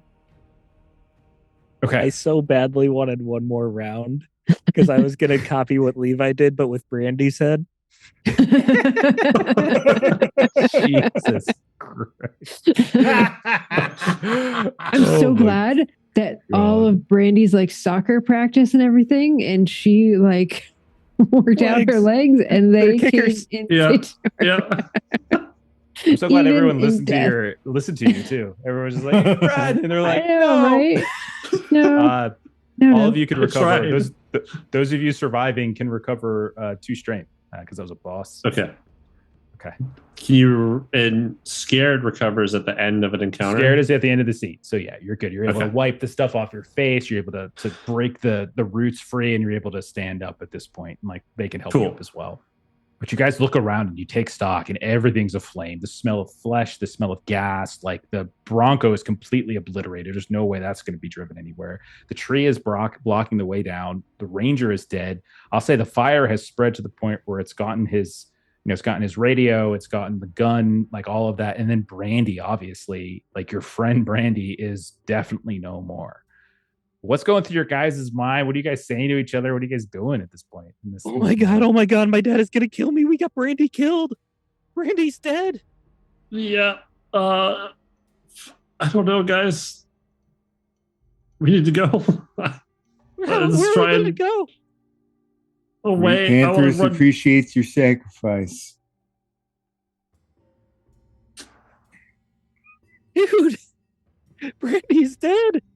She is. She's still with us, man. In here. And like all over here. She's right there. Okay, let's get in the Bronco. Get in the Bronco. Bronco, I think it's on fire, man. It is on fire. Okay. I think it's time to like run down the road, man. Yeah. That's all we can do. Go down the road. The crazy lady. We'll find the crazy lady. She's got to have a phone. Oh, man, I don't want to talk to any crazy ladies. I think we just run till daylight, man. I've got a second phone. Does it have cell service yet? Second phone this whole time? No. I mean, yes, maybe.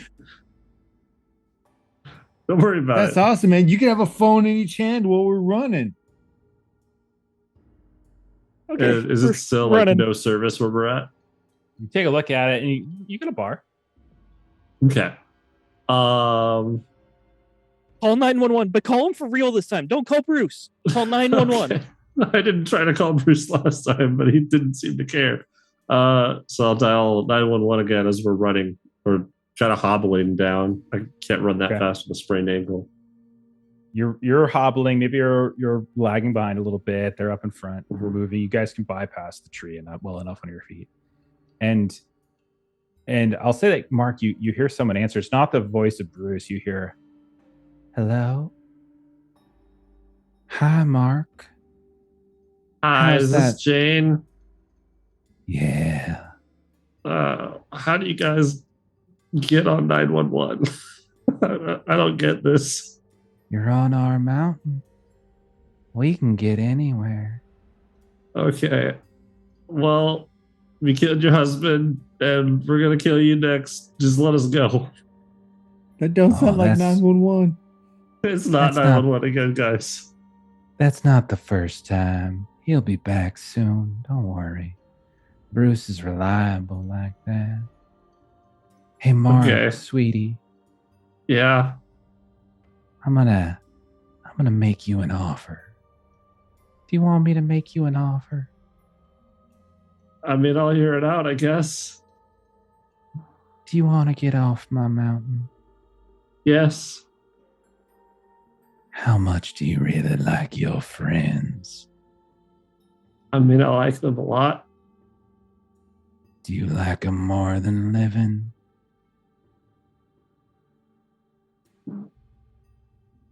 Maybe. Well, if you take them somewhere from me, I'll let you go. But they gotta stay. Okay. Where? I want them to come to the old pavilion. I don't know where that is. Don't worry, honey. I can show you how to get there.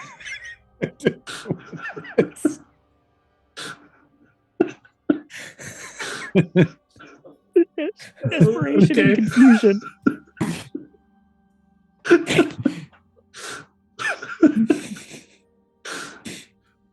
Okay. So soon then? Very soon. Assuming you Okay. want to leave in one piece. Yeah. Well, Do you really need both of them? I do. I need them Okay. both real bad. Okay, we'll head to the pavilion. Oh, I'll show you how to get there, honey. Don't worry. Okay.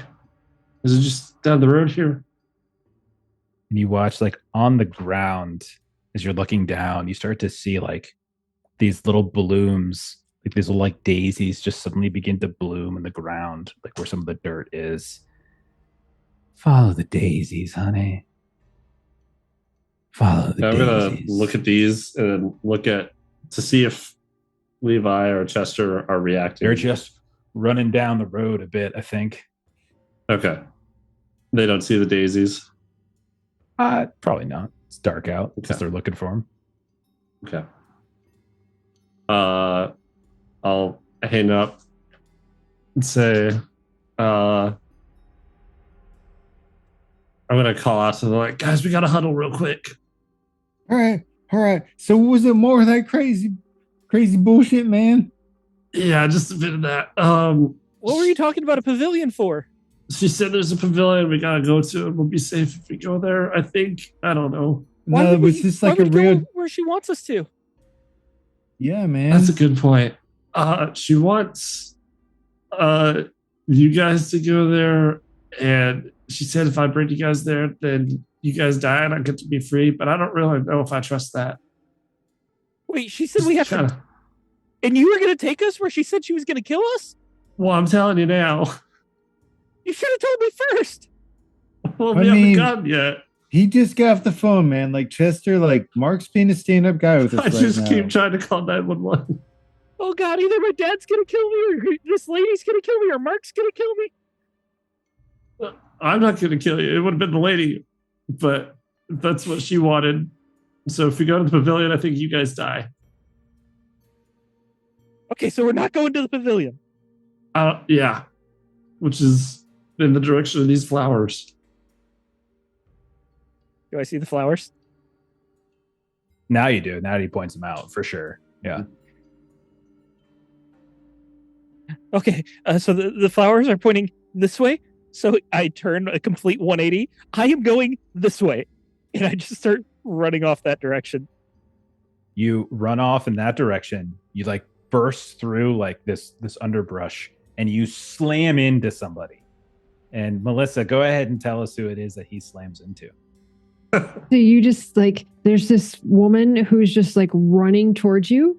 And so you just see that she's like all in flannel. She's got this like big oversized, like long sleeve flannel shirt on and like flannel pajama pants kind of a thing going on. And so she just is like running down and she's like, oh my God, there's a bear. And she's just like running. What? Oh, fuck, Slamming. man. slam into her. Oh my God, it's Julie! She's us. She's got us. Who's Jane? I'm Jenny. Janie? Jennifer. Check her eyes, man. Check her mouth. Make sure there's no black stuff, man. Was Open the bear your mouth, made open out your of mouth. compost? I was running away from it. I don't know what it was. Why would the bear be made of compost? I think you would have You would've noticed, been but compost. that's good. And she just like, she has like in her hand, you see this like long like s'more stick that's got sort of like a melted like s'more at the end of it. That she was You like, kept the whole I time was you were just- running from the bear. I was No I wonder was- the bear's I was just following. outside, and I was just like, my friends and I, we were just making some s'mores, and then there's just a bear, and I just ran, and I don't think they made it. I heard a lot of really loud noises behind me, but I know when bad things are happening, you're supposed to run from them, so I just ran as fast as I could. You promise you're not Jane. You promise. No, You swear. I told you I'm She Jennifer. doesn't sound like And Jane. no one's called you Jane. No one's ever called you Jane before. Why the hell would anyone call me Jane? What is the matter with you? Where someone named Jane is trying to kill me. It's been a crazy thing, man. Like a panther attacked us, and then a car turned into leaves, and then a park ranger, his cabin exploded, and then he got cut in half by a lumberjack dude, and then we set him on fire, but his car exploded, and then like we're supposed to go to the pavilion, but then we're all gonna get killed, and so we went the opposite way of the pavilion, and you were there, and like it's been pretty You messed up, completely man. forgot that they killed Brandy. Oh shit, yeah, our friend Brandy's dead. Brandy is just sort of like looking back the way she came from and like assessing her options. It's just kind of like, well, I want to be And stuck with the safety- bear or the man in the woods. Hey, you want a hit of Safety this? It's in gonna help you take numbers. the nerves off. yes, yes. Yep, sure Right. will. I'm gonna recite to you the oath of the clerics of Bast. Uh-huh. Yep. Stupid. I don't know if I've seen Melissa even pretend to do drugs before. Jenny has had a bad night so far. So, It's around so this where time are we that going? you guys hear the sounds of a bell, like ding, ding, ring out. It's not the first time that you've heard this, but you hear it again somewhere, vaguely in the night. It's like Oh, 2 God. o'clock in the morning. That's got to be her. That's got to be Jane, right? That's Jane coming for us? Okay, so there's a bear that way. There's crazy murder lady that way. There is a man on fire with chainsaw that way. Okay, so we got to go this way. The final direction available is the way that Chester starts running. Okay. Okay, I'll catch up. Don't you Okay. dare go to Jane and tell her where I'm going. No, not going to do that. That dude is such a narc. Okay. So, where are you? Are you following the daisies? I do You're not not following want the to follow daisies. the You don't want to go to the daisies. pavilion. No. I, You just want to run in a random direction and hope for the best. Yes. Okay. Are you guys following? Are you guys following Chester? as he runs Chester, away? come on, Chester, man. It's a I very want to strategic follow plan. the daisies by myself. I Okay. go to the pavilion by myself. So you can Wait. see. So Don't go by yourself. We shouldn't. Going by yourself is a horrible it'll idea. Be okay. It'll be okay. You guys go this way. I got my ankle sprained. This way is easier for me to walk. Chester, where are you We should Wait, go going? wait, I with need you to him. get your shit together. Are you with me or are you with Mark? You better damn well be with me this time. Whoa, I'm sorry. I don't mean to talk to you that way. I'm very stressed. no, man. Every step of the way, man. With you to the end of the line. So we're going this way. Let's go. Fuck, okay, man. okay, so the two of you run off in a different direction than the one God. that Mark is going. Where does Jennifer or Jenny? Where does she go? Definitely not Jane. Where does she Jamie. go? Jenny. Yeah. Which way do you go? She'll go with Mark because him being alone seems like a bad idea. The two of you the two of you follow the daisies in the direction of where the woman on the voice on the phone said that you would be able to find the pavilion. So the two of you are going. Meanwhile, Chester, Levi, you guys are just running off into the night in a different direction. I'll start with you guys.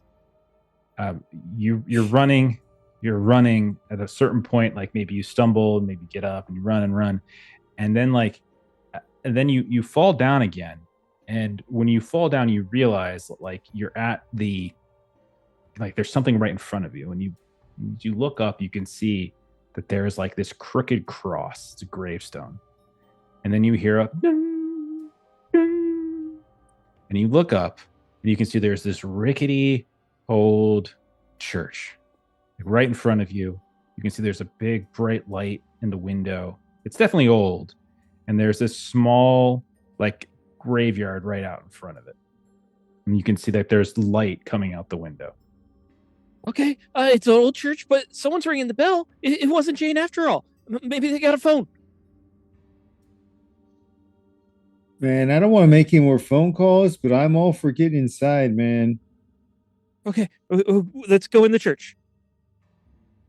Two of you go up to the front door, push it open. It's open, unlocked, and you see a well lit with like, not with electricity, but with like candles and maybe a lantern or two, all kind of scattered about. You see an altar up front. You can see these dusty pews on either side.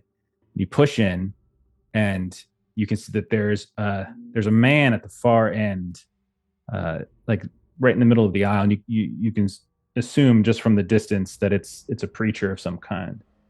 And you come inside, and he says, "Welcome, my sons.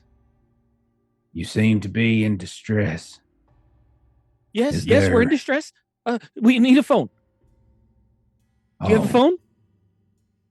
Well, yes. Okay, I do. can we use it? We need to call 911. Of course. Why don't both y'all just take a nice seat right here and No, take we a need to breath? call now. I understand. And you see him, he starts to like walk towards you. It's okay, man. He's a cleric. We can trust him, man. I am a cleric indeed. I still don't know what a cleric is. Can we just use the damn phone? Cleric is like a priest. It is a person who is of the Lord. A conduit for them, for their good deeds. Him, man. He's gonna help us, man. Okay, but can we make it fast? Because Mark is still in danger. Who's Mark? Well, he's our friend, man. He was going down to the pavilion because Jane told him to. No. But we were like really scared of that and like, no. Oh. And there's another lady who showed up with a skewer out of nowhere that just went with Mark, and I think it's Jane, and she's going to stab him in the back. Jane is wily like that. She takes different shapes. Sometimes she'll take the shape of a woman. Sometimes she'll take the shape of a bear, of a mountain cat, and of a preacher. Is that like a cleric? Hi, boys. How y'all doing? I don't know you, but your voice is weird. And like the hand of this preacher reaches out and just grabs Levi like right by the throat and like just begins to lift you off the ground. And as she does so, her arm like stretches and you can see it like starts to break here and there, and like vines begin to rip from the sleeve as it comes up. I thought that might work. I didn't think Mark had it in him to lead his friends, so I sent him to the other place. And I wanted the lovers. She like holds him up really high in the light. What are you guys doing? What? Why you need us so bad? Like, Hey man, Chester, you should probably get going, man. This doesn't look good. He's not going anywhere. And she like reaches out with her other hand. Hey and, like, man, like I'm grabs real you sorry by the about what neck. happened to Bruce, and like if things were bad for you, but like, did you love Bruce? I still do. Well, like I love We're Chester together. too, man. So like, please don't fuck Do that ya? up for us. And she starts to like. We just want a phone.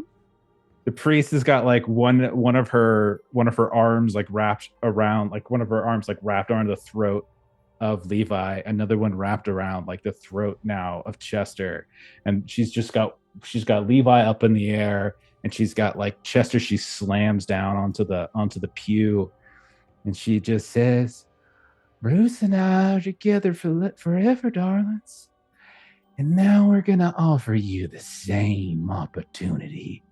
And that's when we cut over to where we see Mark and we see Jenna moving around, and you hear once more from somewhere up ahead in the darkness. And standing in the path, like you're following the daisies, and then you see the contours of this sort of rickety, almost skeleton of this burnt out pavilion, and standing on the elevated platform, and you can see like now with like the flames from when you fought him still flickering behind him a bit here and there on his hat and on his shoulders. You can see there is like this chainsaw wielding lunatic once more. And we're entering into the finale, everybody. So this is going to be the finale. Boy. So I want to tell you guys about a couple things here. And so when we trigger the finale, there are a couple, like this is going to be our final encounter, one way or the other. And when we play the finale, there are a couple little fancy things that we can do. A couple of them for you guys, one of them possibly for me. So we have a final girl ability. So if this only triggers if there's one of you left. That's it. So all of you, 3 of you would have to die, and then the last one remaining, if you're still around, you get some mega boosts. So we'll cover that if that happens. There's an ultimate sacrifice ability. That's where you allow a wounded PC. So if you've taken some wounds, you can lay your life down for your friends, and on your turn, you can sacrifice yourself, and you can automatically progress the dangerous threshold by 2 times how many wounds you have. So if you have like 2 wounds, you can progress it by 4, which is a big push, right? Then there's an Avenge the Fallen. So if somebody dies, if a PC dies, but not through sacrifice, like they're just killed, then you can potentially get a free assist later in the fight. And then there's always, if I want to trigger it, a last gasp ability of the danger. And again, if that triggers, we'll cover that. But basically, that happens if there's more than one of you left at the end. So question for you.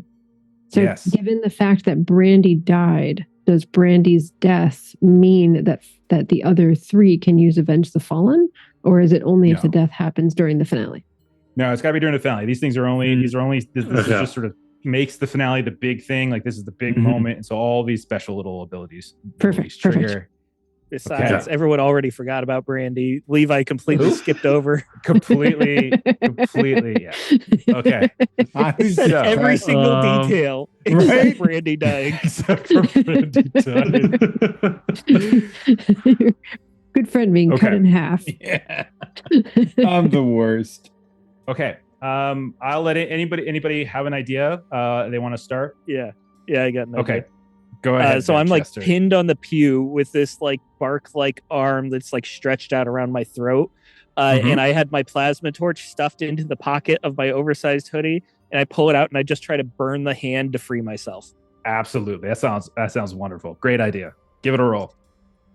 Would this be composure to make sure that I keep my wits about me? Yeah, she's threatening you. She's holding up your lover into the sky. So yeah, I can see why composure, keeping your hand from shaking and dropping. Also, we're still at that 2 hits thing. This is a very difficult fight. So, shit. Composure is 1. So I don't have any fumbles. But I only got 1 success. Even with my item, it's not gonna. I got a 2, a 2, a 3, and a 6. So that's a fail. So unfortunately, as you reach it up to try to flick it. Maybe it just the lighter, you're out of fluid, or it just doesn't trigger. And then right as like you're doing it, her head whips back down, like his head whips back down, and you still hear her voice coming through, like, oh, I'm sorry. naughty, I'm sorry. naughty. I'm sorry. And then like bursting out of like basically somewhere in her torso, you just see this vine just reap out like it's another arm, and it just wraps itself around that specific item, so it can't be triggered. Okay. Well, she's gonna go and return then. Oh no. All right. It's going to be sorry, Steven. It's gonna be a kill attack right off the bat. It's gonna be a quick one. PC who acted most recently, and it's gonna be your reasoning. God, how did your smarts get you out of this? That I might actually survive this, and now my dice are. So my reasoning is 3. So okay. we'll see if I do get out of here. Oh shit! Oh god. Would my hoodie count for protection for a little bit of armor? Absolutely. I think so. I like the way you're playing that. That's how you should leverage it. Genuinely. That is how I think you should leverage it. That's actually a good roll. I got a 6, a 5, a 4, and a 4. With my hoodie, that gives me 3 successes, no fumbles. Hell yeah.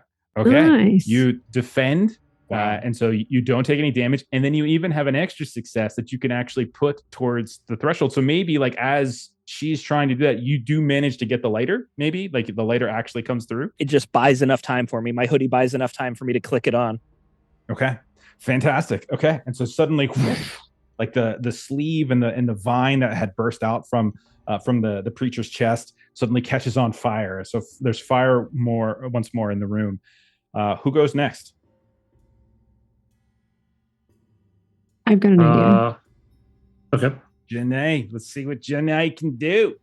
All right. So she has an expertise in climbing, and she has a long metal s'mores stick. So what she wants to do is she wants to kind of do a real quick, like she's not getting to get too high up, but we're in the woods. So there's trees around, I'm imagining, kind of where she and Mark are and where this dude is. So she wants to do like a real quick kind of just get a little bit up the nearest tree and see if she can just like jump at this guy with this. You want to do an Assassin's Creed attack? Yeah, yep. Absolutely. Yep. Climb up to the roof, dive on down. I think this is amazing. Okay. So I'm using my expertise, which is automatic success, and using one of my items, which is the +1. Remember last time the first thing you did with your character was charge at the chainsaw wielding maniac. Yep. And now you're doing it again. Okay. Okay. So it's just like Brandy. Who? The spirit of Brandy got like 4 successes the first time. It was the counterattack. It was great. It was a great start. She did good things before she died. She did good things. Come on. My voice is hitting a higher register like Steven's. I'm getting defensive. So my athleticism is a 2. I rolled a 2, a 3, a 5, and a 6. Okay, you got 2 successes in there, it looks like. So I'm going to use the +1 from the s'mores stick to turn the 2 into a 3 so that I don't have to take anything back. Okay. I use the expertise, which means I've got a 5, a 6, and then another success. And you want to use that to reduce the threshold, I assume, even further. Fantastic. So you're moving it down 2 ticks. That's awesome. Yep. Describe what it looks like. So what does it look like as you climb up this tree and just like, or maybe even just one of the posts of the pavilion?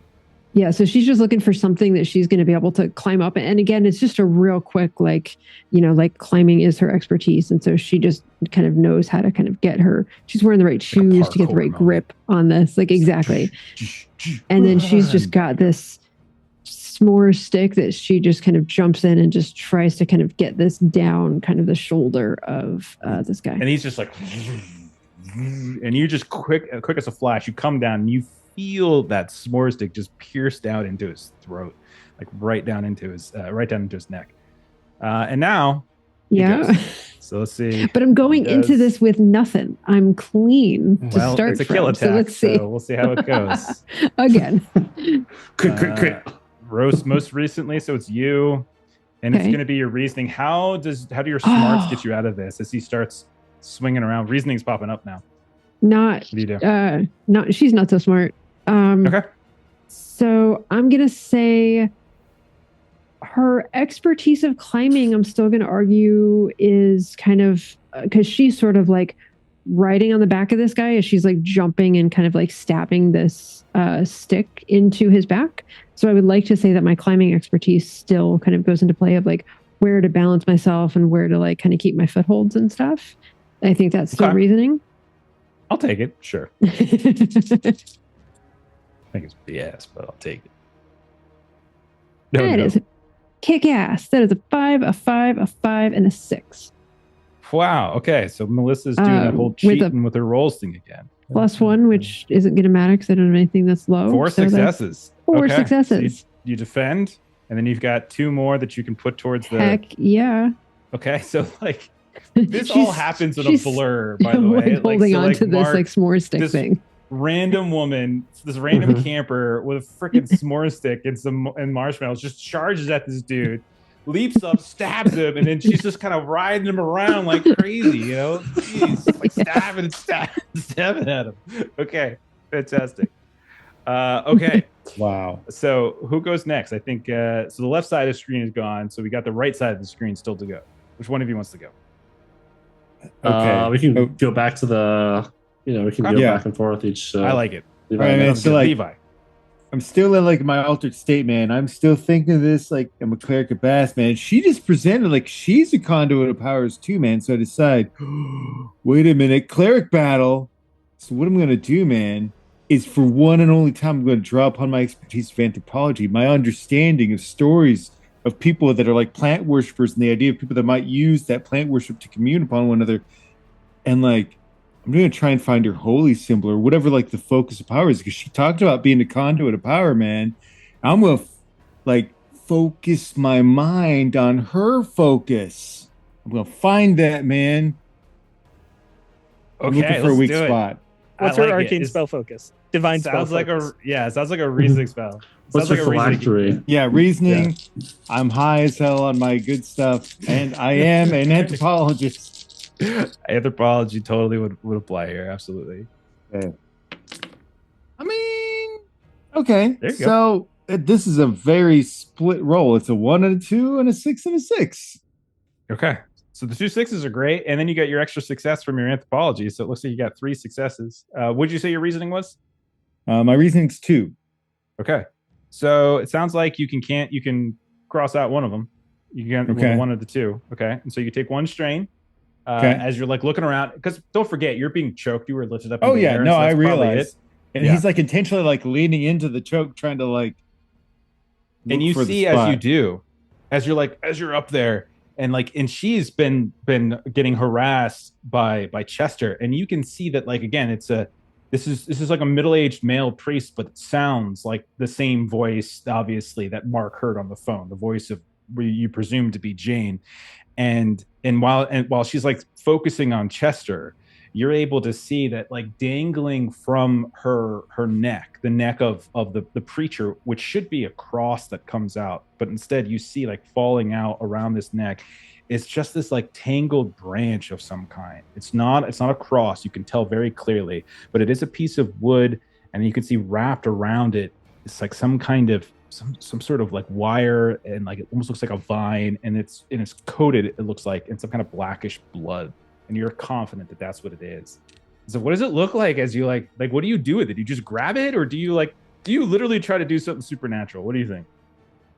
I think he is like doing the thing where he thinks if he's like her arm extended, so he's just like reaching for it, like maybe his fingertips are just barely grabbing it, because it wasn't like the most amazing success, but he's holding it.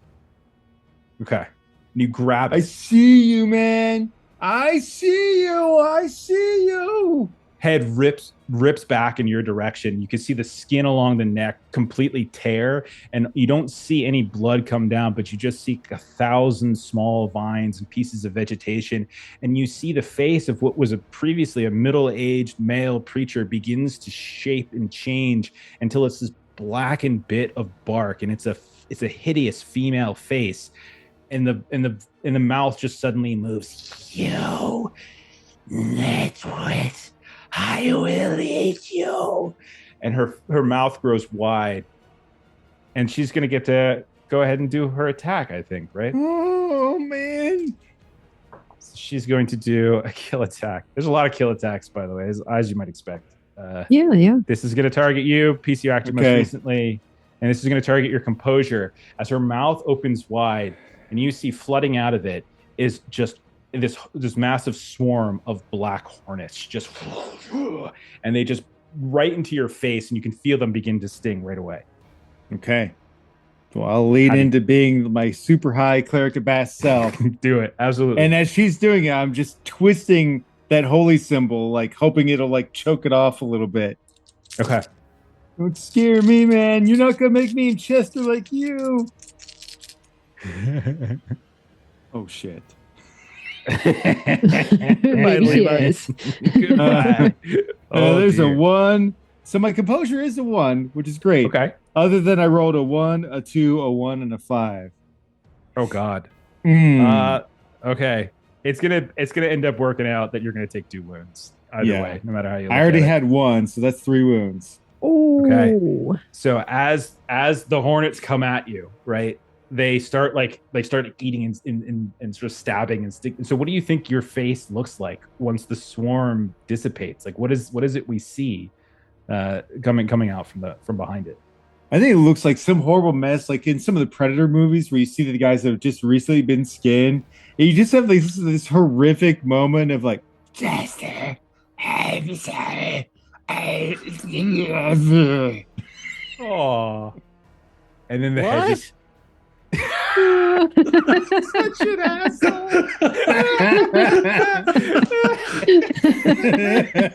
Head lolls to the side, the body goes limp, and she just lets go of it. And this black bark face turns back to you now, Chester. Okay, so what this means is though that Avenge the Fallen will trigger now. So basically what this means, guys, is that at any point between now and the end of the scene, each of you can do this one time. You can essentially tap into a free assist from Jeremy's character by explaining somehow in your mind how an interaction with them helps you in that situation. Think of it like a little mini flashback to tap back in to his presence, like whatever it might be. Okay, I know that's gonna be a little harder for Jen A since we just met her, but you maybe there was an interaction on the road. She smoked up. She could be just crazy high too. You just took a quick toke when you guys were walking. It was laced. Yeah. True. Okay. Then I think we have Mark. Mark, you have 1 year left to go. Mark, he's got messed up leg. His head's cut. He's losing a lot of blood. There's the guy should back up with the chainsaw. Mark's thinking like, I think this is my fault. I'm the one that booked the Airbnb with these weird cursed people. I'm just, you don't need to suffer this. Whatever your name was, Janelle. Jennifer, why is that so hard? And I'm gonna try and tackle this guy with ultimate sacrifice. Oh wow! Yay. Okay. A hero move. Okay, so ultimate sacrifice, to get into a little bit further, allows you in this case to sacrifice yourself to automatically progress the danger threshold by 2 times your wound counts. What do you have? 2 wounds? And I have 2 wounds, so 4. You're gonna automatically move this down by 4, which is huge. And then you get to describe it in glorious detail. So describe it. It's up to you. What happens? I imagine I'm just like jumping at him, and like I don't even care that the chainsaw's in the way, and I'm just trying to strangle and like pop his head off through the like all the compost and stuff, and see if there's anything there for me to grab on. And like you reach up and you grab the neck, you see that same black bark face, right? And you just squeeze in it, and it gives way in your hand almost like mulch, but you strip down and you just kind of create this canyon down the chest. And like you can see as that happens, stuff starts to fall. You see like organs, and you can see what looks like bone just begin to fall out on top, and it's definitely harming him.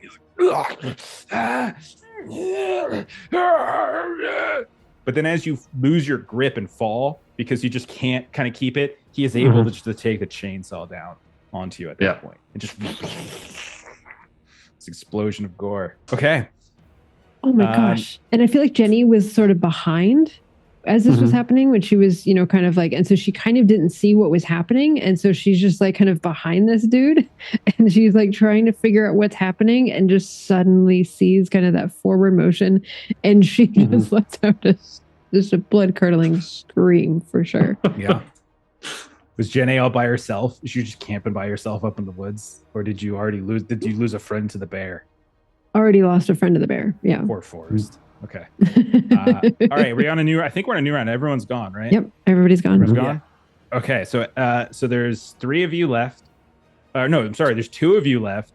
So both of you have a bonus from Jeremy's character that you can tap into. You can't tap into it from Mark, unfortunately, as he went with the sacrifice route, which is great as well. So which one of you wants to go first? We're in separate places. One of you is tangling with one of you is tangling with the other.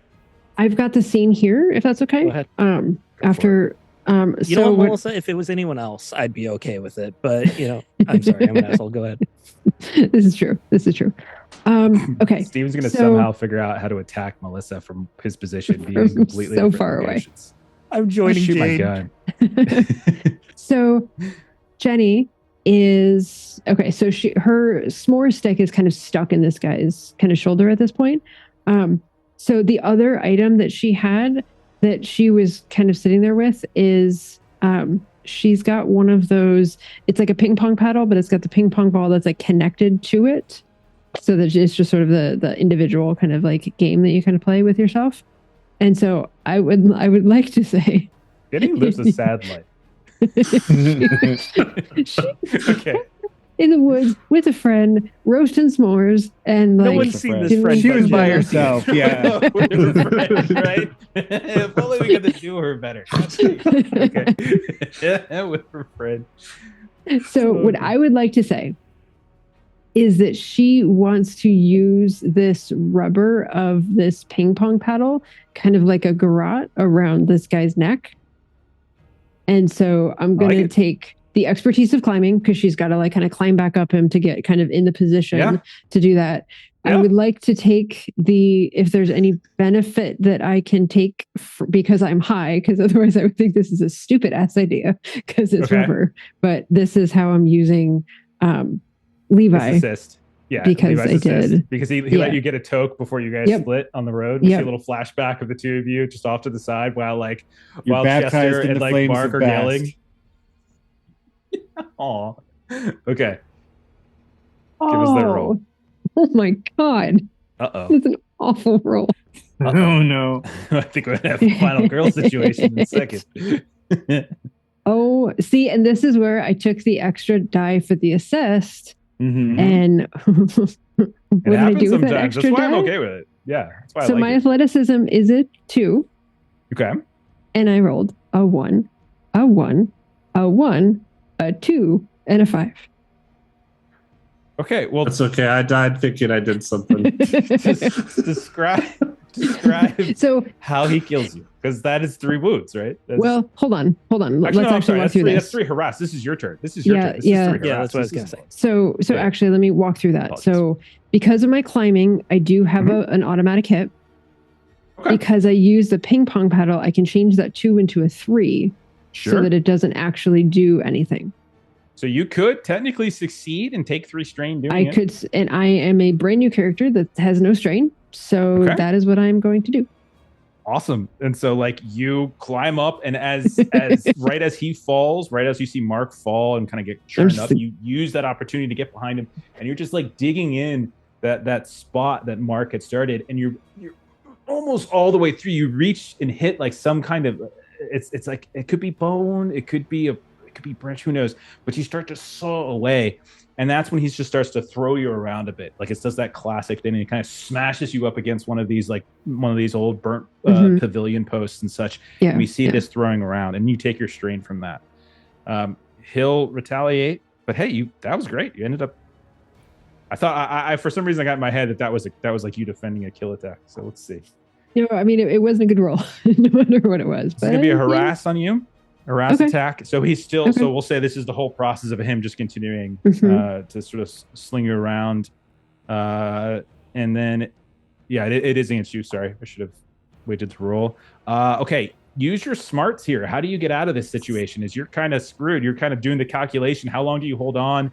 You're feeling yourself kind of get smashed. Maybe some old splinters and some rusted nails are kind of starting to scrape in your back. And he is super strong, and you're also slightly on fire. So, so how do you use your brains to get out of this? Yeah, I've got a reasoning of 3. So I'm gonna say that I would still like to make an argument for climbing, because I am still kind of hanging on his back, and I'm trying to like figure out how to like keep myself on. Sure. Yeah. Okay. You're so ridiculous. I just picture like Andre the Giant talking about how he practices against mobs. Yeah. Yeah, my expertise is combat, and my second item is plot armor. So funny. So okay. So that'd be a great item. Plot armor. That's the item you take. Is plot armor. Yeah. So good to use it. It works all the time. You can always use it. They call me Poochie. All right. So because of Melissa, the climbing, so I got a 2, a 3, a 4, and a 6, and my reasoning is a 3. So I have an extra success because of the climbing. So I've got a 6 and a success, and then I've got the 2 and the 3. So you want to succeed again, or I you want to do. take? Okay, I'm actually just going to take the 2. I would like to get 2 successes and take the 2 strain. Done. Okay. So you I'm take gonna 2 get a strain, which means you're going to wound. take a wound. Yeah, and so What do you think it is? As you described it, she's kind of being thrown back against the pavilion, and she was thinking, use the pavilion to your advantage and kind of like use it to get leverage back, except the rusty nail goes into her back, and she's like, oh, nope, leverage the other direction. So, okay. Yeah. You are in this crazy battle with this guy in the pavilion, dancing around this old rusty place where his wedding reception was supposed to be years ago. So maybe he did get to dance, maybe he didn't, but now he is. And you're getting thrown about, and there's a dead body as well, which is similar to the wedding. So Stephen, we're gonna go back to you. We're inside the church. What are you doing now? As you just saw your lover, your beautiful boy, Levi. Yes. His face completely obliterated by black hornets that came out of this crazy I would like to avenge the fallen, and the flashback I'm going to go to is something we did literally 10 seconds prior, where he was dying and buying me time. So I would like to use my expertise of puzzles, and we're in this church with a whole bunch of pews, and I want to stack these pews in a way to build a barricade like between myself and her. And I have enough time to do this because Levi took really long time to die. And that's also why I did that. So in the fiction, he was dying so long, you broke away from the grapple she had on you. And now you're trying. Okay, like a college kid trying to stack their furniture up in the back of a truck. You're trying to stack the pews up, and you're trying to use your puzzles to efficiently stack the pews. And that's why I didn't hear what he said, because the pews were like screeching across the floor. Yeah, that's what I was thinking the entire time that Jeremy's dying. You're just hearing. You're just screech. She's like, I love you. And you look over. What'd you say? No. Boom, he drops to the ground. Oh god, take it. It's funny. I imagine this would be reasoning, which is my worst attribute. I would. I'll take reason. Since you're specifically trying to use puzzles for this, I think reasoning is fair. Yeah. Which is how I designed the character to have horrible reasoning but expertise in puzzles. Do it. I get 5 dice on this one. Yeah. While you're doing that, Nick by Night, thank you so much for that raid. We really do appreciate it. We're playing a game called We're in Danger. It's a game I made. We've been testing it out. It's a crazy lunatic nonsense horror game. We're fighting. I don't know, what the hell are we fighting? We're fighting a bride and a groom who were killed 20 years ago in some Appalachian mountain, and things aren't looking good for the party right now, as 2 of them are dead.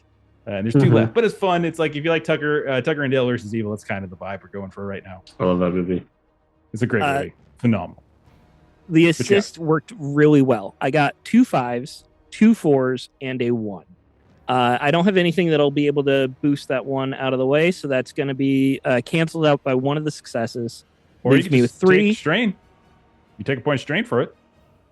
It's just strain since it's your attack. Yeah, you're right. It is a strain. Yeah. It's no big deal. I'll take the strain. It's a strain, buddy. And then that's 4 successes. You're right. Good call. 4 freaking successes. Nice. Okay, so you're 2 of those successes. Oh, I'm sorry. 5 successes because my expertise of puzzles.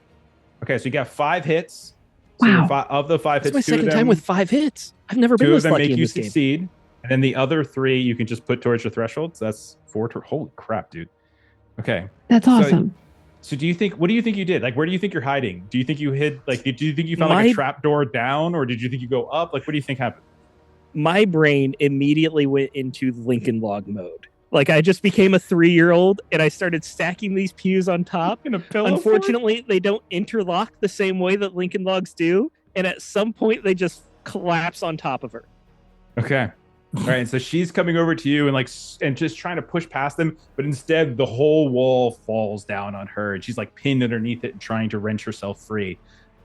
Phenomenal, dude. She will still get a chance as she's trying to wrench herself free.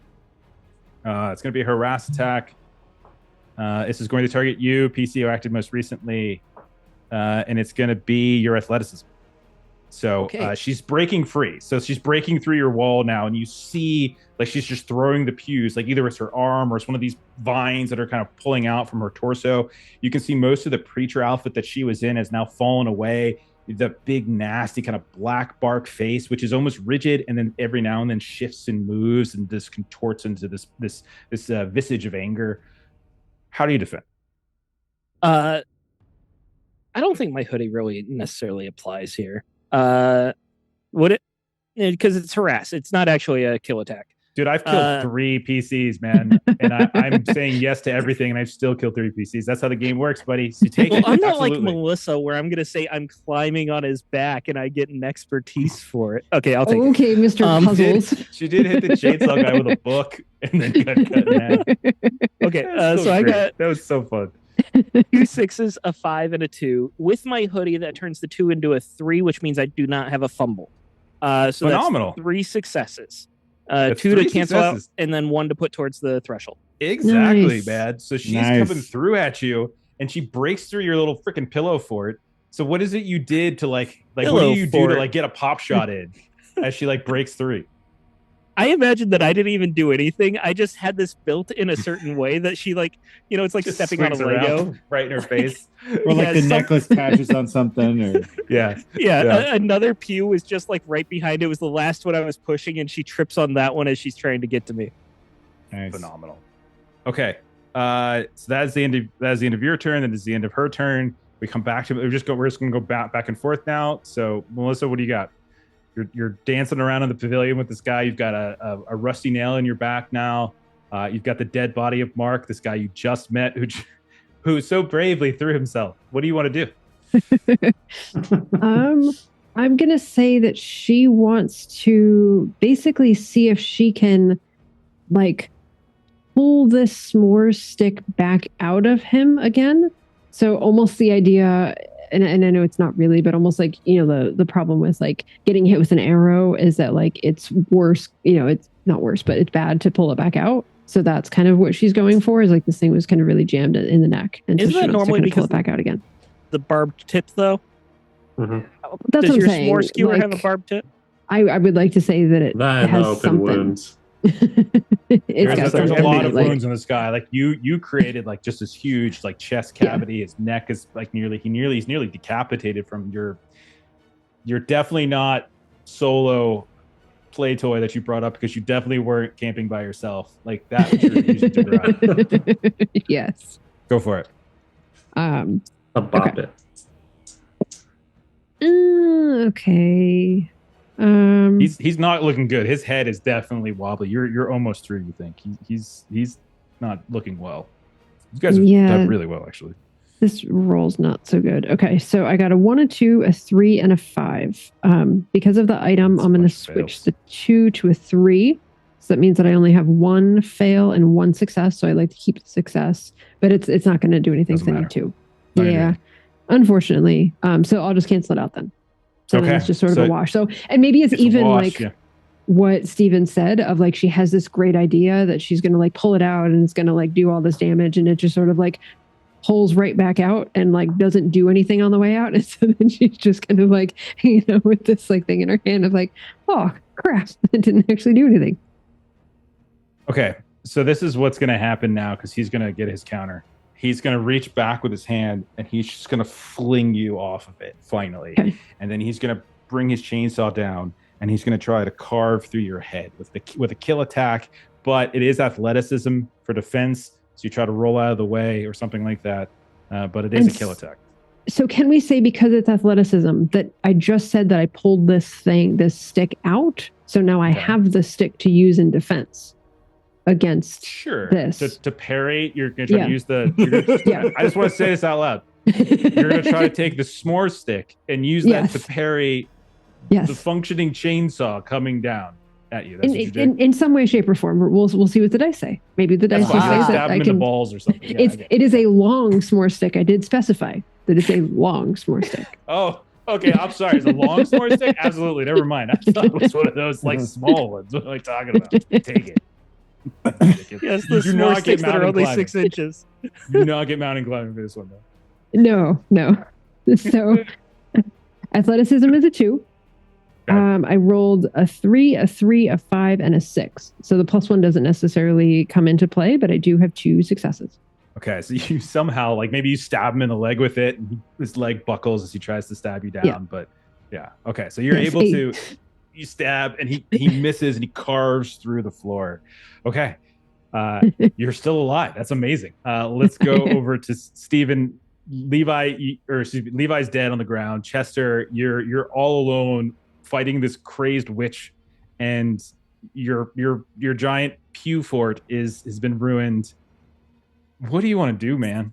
Okay, so now she's under a giant pile of kindling, and she is like a bark lady. So I'm going to take my plasma torch and just try to set her on fire.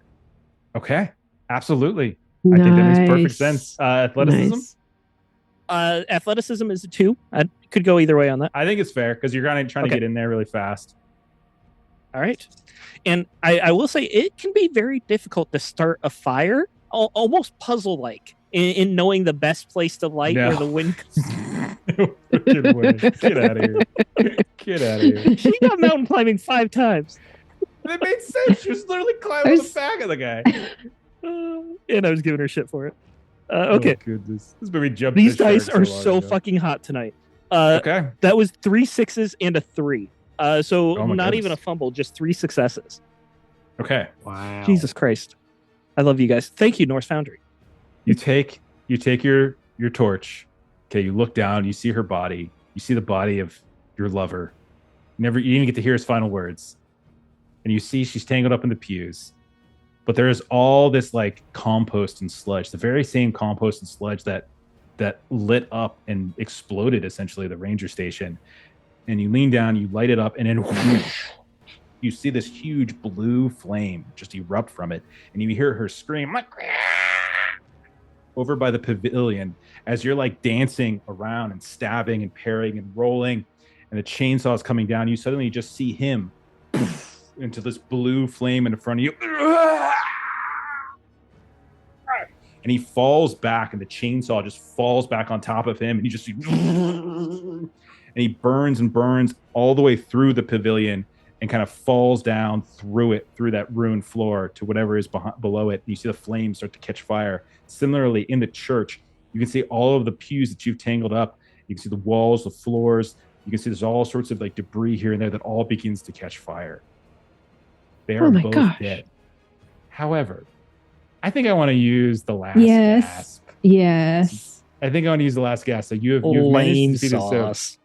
You're lame I'm excited for the this. last gasp trigger is after the PCs have overcome the dangerous threshold, but only if more than one PC remains. So there's 2 of you. So I lash out with a final kill ability at the 2 of you. Actually, at the targeting the PCs with the most wounds. Who has the most wounds? I've only got 1. I also only have 1, so it targets both of us. You get attacked. That means both of you get attacked. It affects all of them. So excited about that. I am. This is the first time I've got to use it. Yeah. Well, I mean, because normally I say no, but screw it, I'm going to use it. Okay, and so both of you, like, you see, like, despite the fact that the chainsaw like carves through him, and like you're like standing over top and breathing, and like you see he gets up and his arm just reaches up at you, this fiery blue arm. And actually, no, he had fallen through the pavilion. So maybe you think like that's it, it's done. But then his arm breaks up through below and then grabs you by the ankle. And then the blade comes up and starts trying to cut into you. Meanwhile, over in the church, like the whole thing catches on fire. But as you try to like escape, you can see like these vines and these branches begin to enclose around the door, trying to trap you inside and burn you alive inside the church. So that is what the two of you have to face. You get to defend with your best attribute, so your rank 1 attribute, and you need 2 hits to pass because there's 2 surviving PCs. It sounds like I'm trying to escape a puzzle, a maze, you might say, closing in. I will take this time. I will take it this time, actually, because you're looking around. Is Jenny trying to climb over the hand? So her best is composure. So she is kind of just staying still and just watching where this thing goes because she doesn't want to like frantically jump around and accidentally jump into like where this is happening. Okay. I don't think anything applies for her with composure. Okay. Like nothing that she has is composure related. Fair enough. Give your rolls. It still requires 2 successes. Still requires 2. It's a number of surviving PCs. In this case, there's 2, so it's 2 for you guys. Yeah, sorry, you just said that. My composure is my best attribute as well. I rolled a 5, a 5, a 4, and a 1. So I am going to take the strain, or is it a kill attack? It's a kill attack. So you so would I take a wound, but I do succeed. Okay. So no, I'm sorry. I used my puzzle, so I can cancel out the wound. Okay, I get out of there scot free. So you just leap out. We'll leap out a window. Got nothing on me. Yeah, you get to leap out a window. You see like this like blue kind of backfire backdrop kind of thing like burst out past you, and you smash down onto the ground, rolling we around. See like look back. Yeah, go ahead. We see an overlay on the screen of like this children's restaurant maze with a crayon drawing the line, and that's like how he's visualizing how to get out of this church.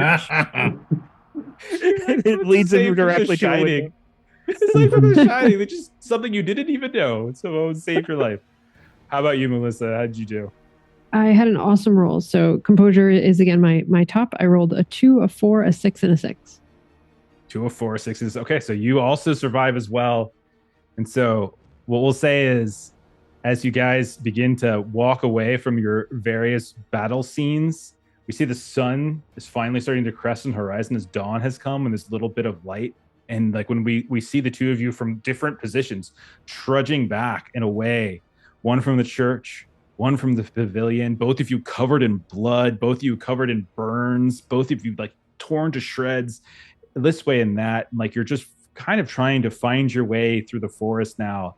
And in relatively the same amount of time, or maybe just a few minutes after each other, both of you find the road. And like from a different distance, you see each other as like the only survivors left on this road. And you hear the sounds of like a distant siren. And you look down this long, winding like mountain hill, and you see what looks like sirens that are finally coming up the mountain itself. And I think we're going to end it there on that little image. Is 2 survivors, but three perished. So that was good. One original character made it all the way through. I didn't think it would be Steven. A surprise. I never survived. That's the first time. I think it's the first time, isn't it? I think there has been one other time in Heckboy. But I do need a mid-credit scene where we see Jenny become the final girl, as there is a newspaper article we see where Chester was killed by his dad for the car being stolen. Local man wanted for questioning. Okay, we just see Chester's dad. College student. So there we go. College student missing. Okay. All right. Oh all right. my gosh. That is We're in Danger. Thank you for indulging me. We're going to be doing a couple more of these over the course of the next couple of Mondays, but that is the end of Love in the Time of Viscera. We're going to have a new one next week. And so these are probably going to last 2 to 3 sessions apiece. Thanks for staying up with us. We had some technical issues at the beginning, kind of pushed a lot of our time back a little bit, but appreciate players for hanging out for this. Appreciate everybody who's hanging out in chat and also the raids as well. So yeah, if you want to find out more about this game, hop into our Discord. There's a We're in Danger channel. I'm going to be posting some stuff there over the course of the next couple of weeks or so as I continue to kind of mess around with it. There's going to be an itch page up pretty soon where you can kind of get your hands on this. The rules, I'm pretty confident. I'm pretty comfortable with the rules right now. There's some little bells and whistles that I'm probably going to add to it later, but you're going to be able to get your hands on it if you're interested in playing it or giving it a read, testing it out. More than happy to hear what you have to say. But that's it for We're in Danger. Let's do a couple quick rounds of plugs really fast. I'm going to start with you, Steven, because I know you make an awesome game as well, if you want to mention it. Yeah, it's nowhere near as good as We're in Danger, but I am also a game designer. I created a Weird West RPG. It's action horror. If you like Hellboy, I'm calling the title. If you like Hellboy, if you like Tombstone, this is the perfect game for you. It's called Huckleberry. HuckleberryRPG.com has all of the details. We're doing a backer kit soon. So we will be funding a print run that is launching on October 7th. So go to the website and sign up for notifications and get yourself a copy. Fantastic. And a big update just dropped as well, right? Didn't you just drop it, or you're about to drop it? Not yet. Okay. It's in layout right now. Awesome. Fantastic. Joe, what about the DOK? You know your schedule this week? Yeah. Wednesday, Friday. I think they're doing something Wednesday, something Friday. I think Friday we're doing more of Chuck's game, Skin City, I believe. Oh, Skin City. Okay, not Mallrats. Yeah, I think so. We were playing a little bit of Skin City last time. And then I'm trying to remember what he said they were doing on Wednesday. Bert's going to be running something that he took part in that's based off Krull. Yeah. So, no kidding. Yeah. I just got a copy of Krull. We haven't watched it yet. I bought a bunch of old 80s movies. Krull was one of them. That's fun. So good. Okay. What a dumb movie, but I like it. I don't care. It's amazing. It's so dumb, but I love it. Okay. Awesome. All right. Then for us, streaming wise, we'll be back tomorrow night. We got some Hardwired Island. We're starting that up. We did our session 0. Kipster's going to get us going through that. Thursday this week, we got some Legend in the Mist. We did our first session last week. We played some village games. We turned some little snot-nosed teenagers back away from the dark side, and then an earthquake hit. And so we'll see what happens. Friday this week, we're starting up Conan, the new Monolith version of it. Aaron's hopping back in the GM seat and taking us back to Hyboria. And then Saturday, we've got Call of Cthulhu. And next Monday, we'll be doing some more of this, just a new story this time. It's going to be a different setting. We're going to show out how we can use this in a bunch of different ways. It's not only slasher, horror, crazy things. We're going to do some other things with it as well. But that's it for us. Thank you for hanging out. Thank you if you're watching or listening to this later. We really do appreciate that as well. But that's it for us. We'll see y'all later. Bye-bye. Bye.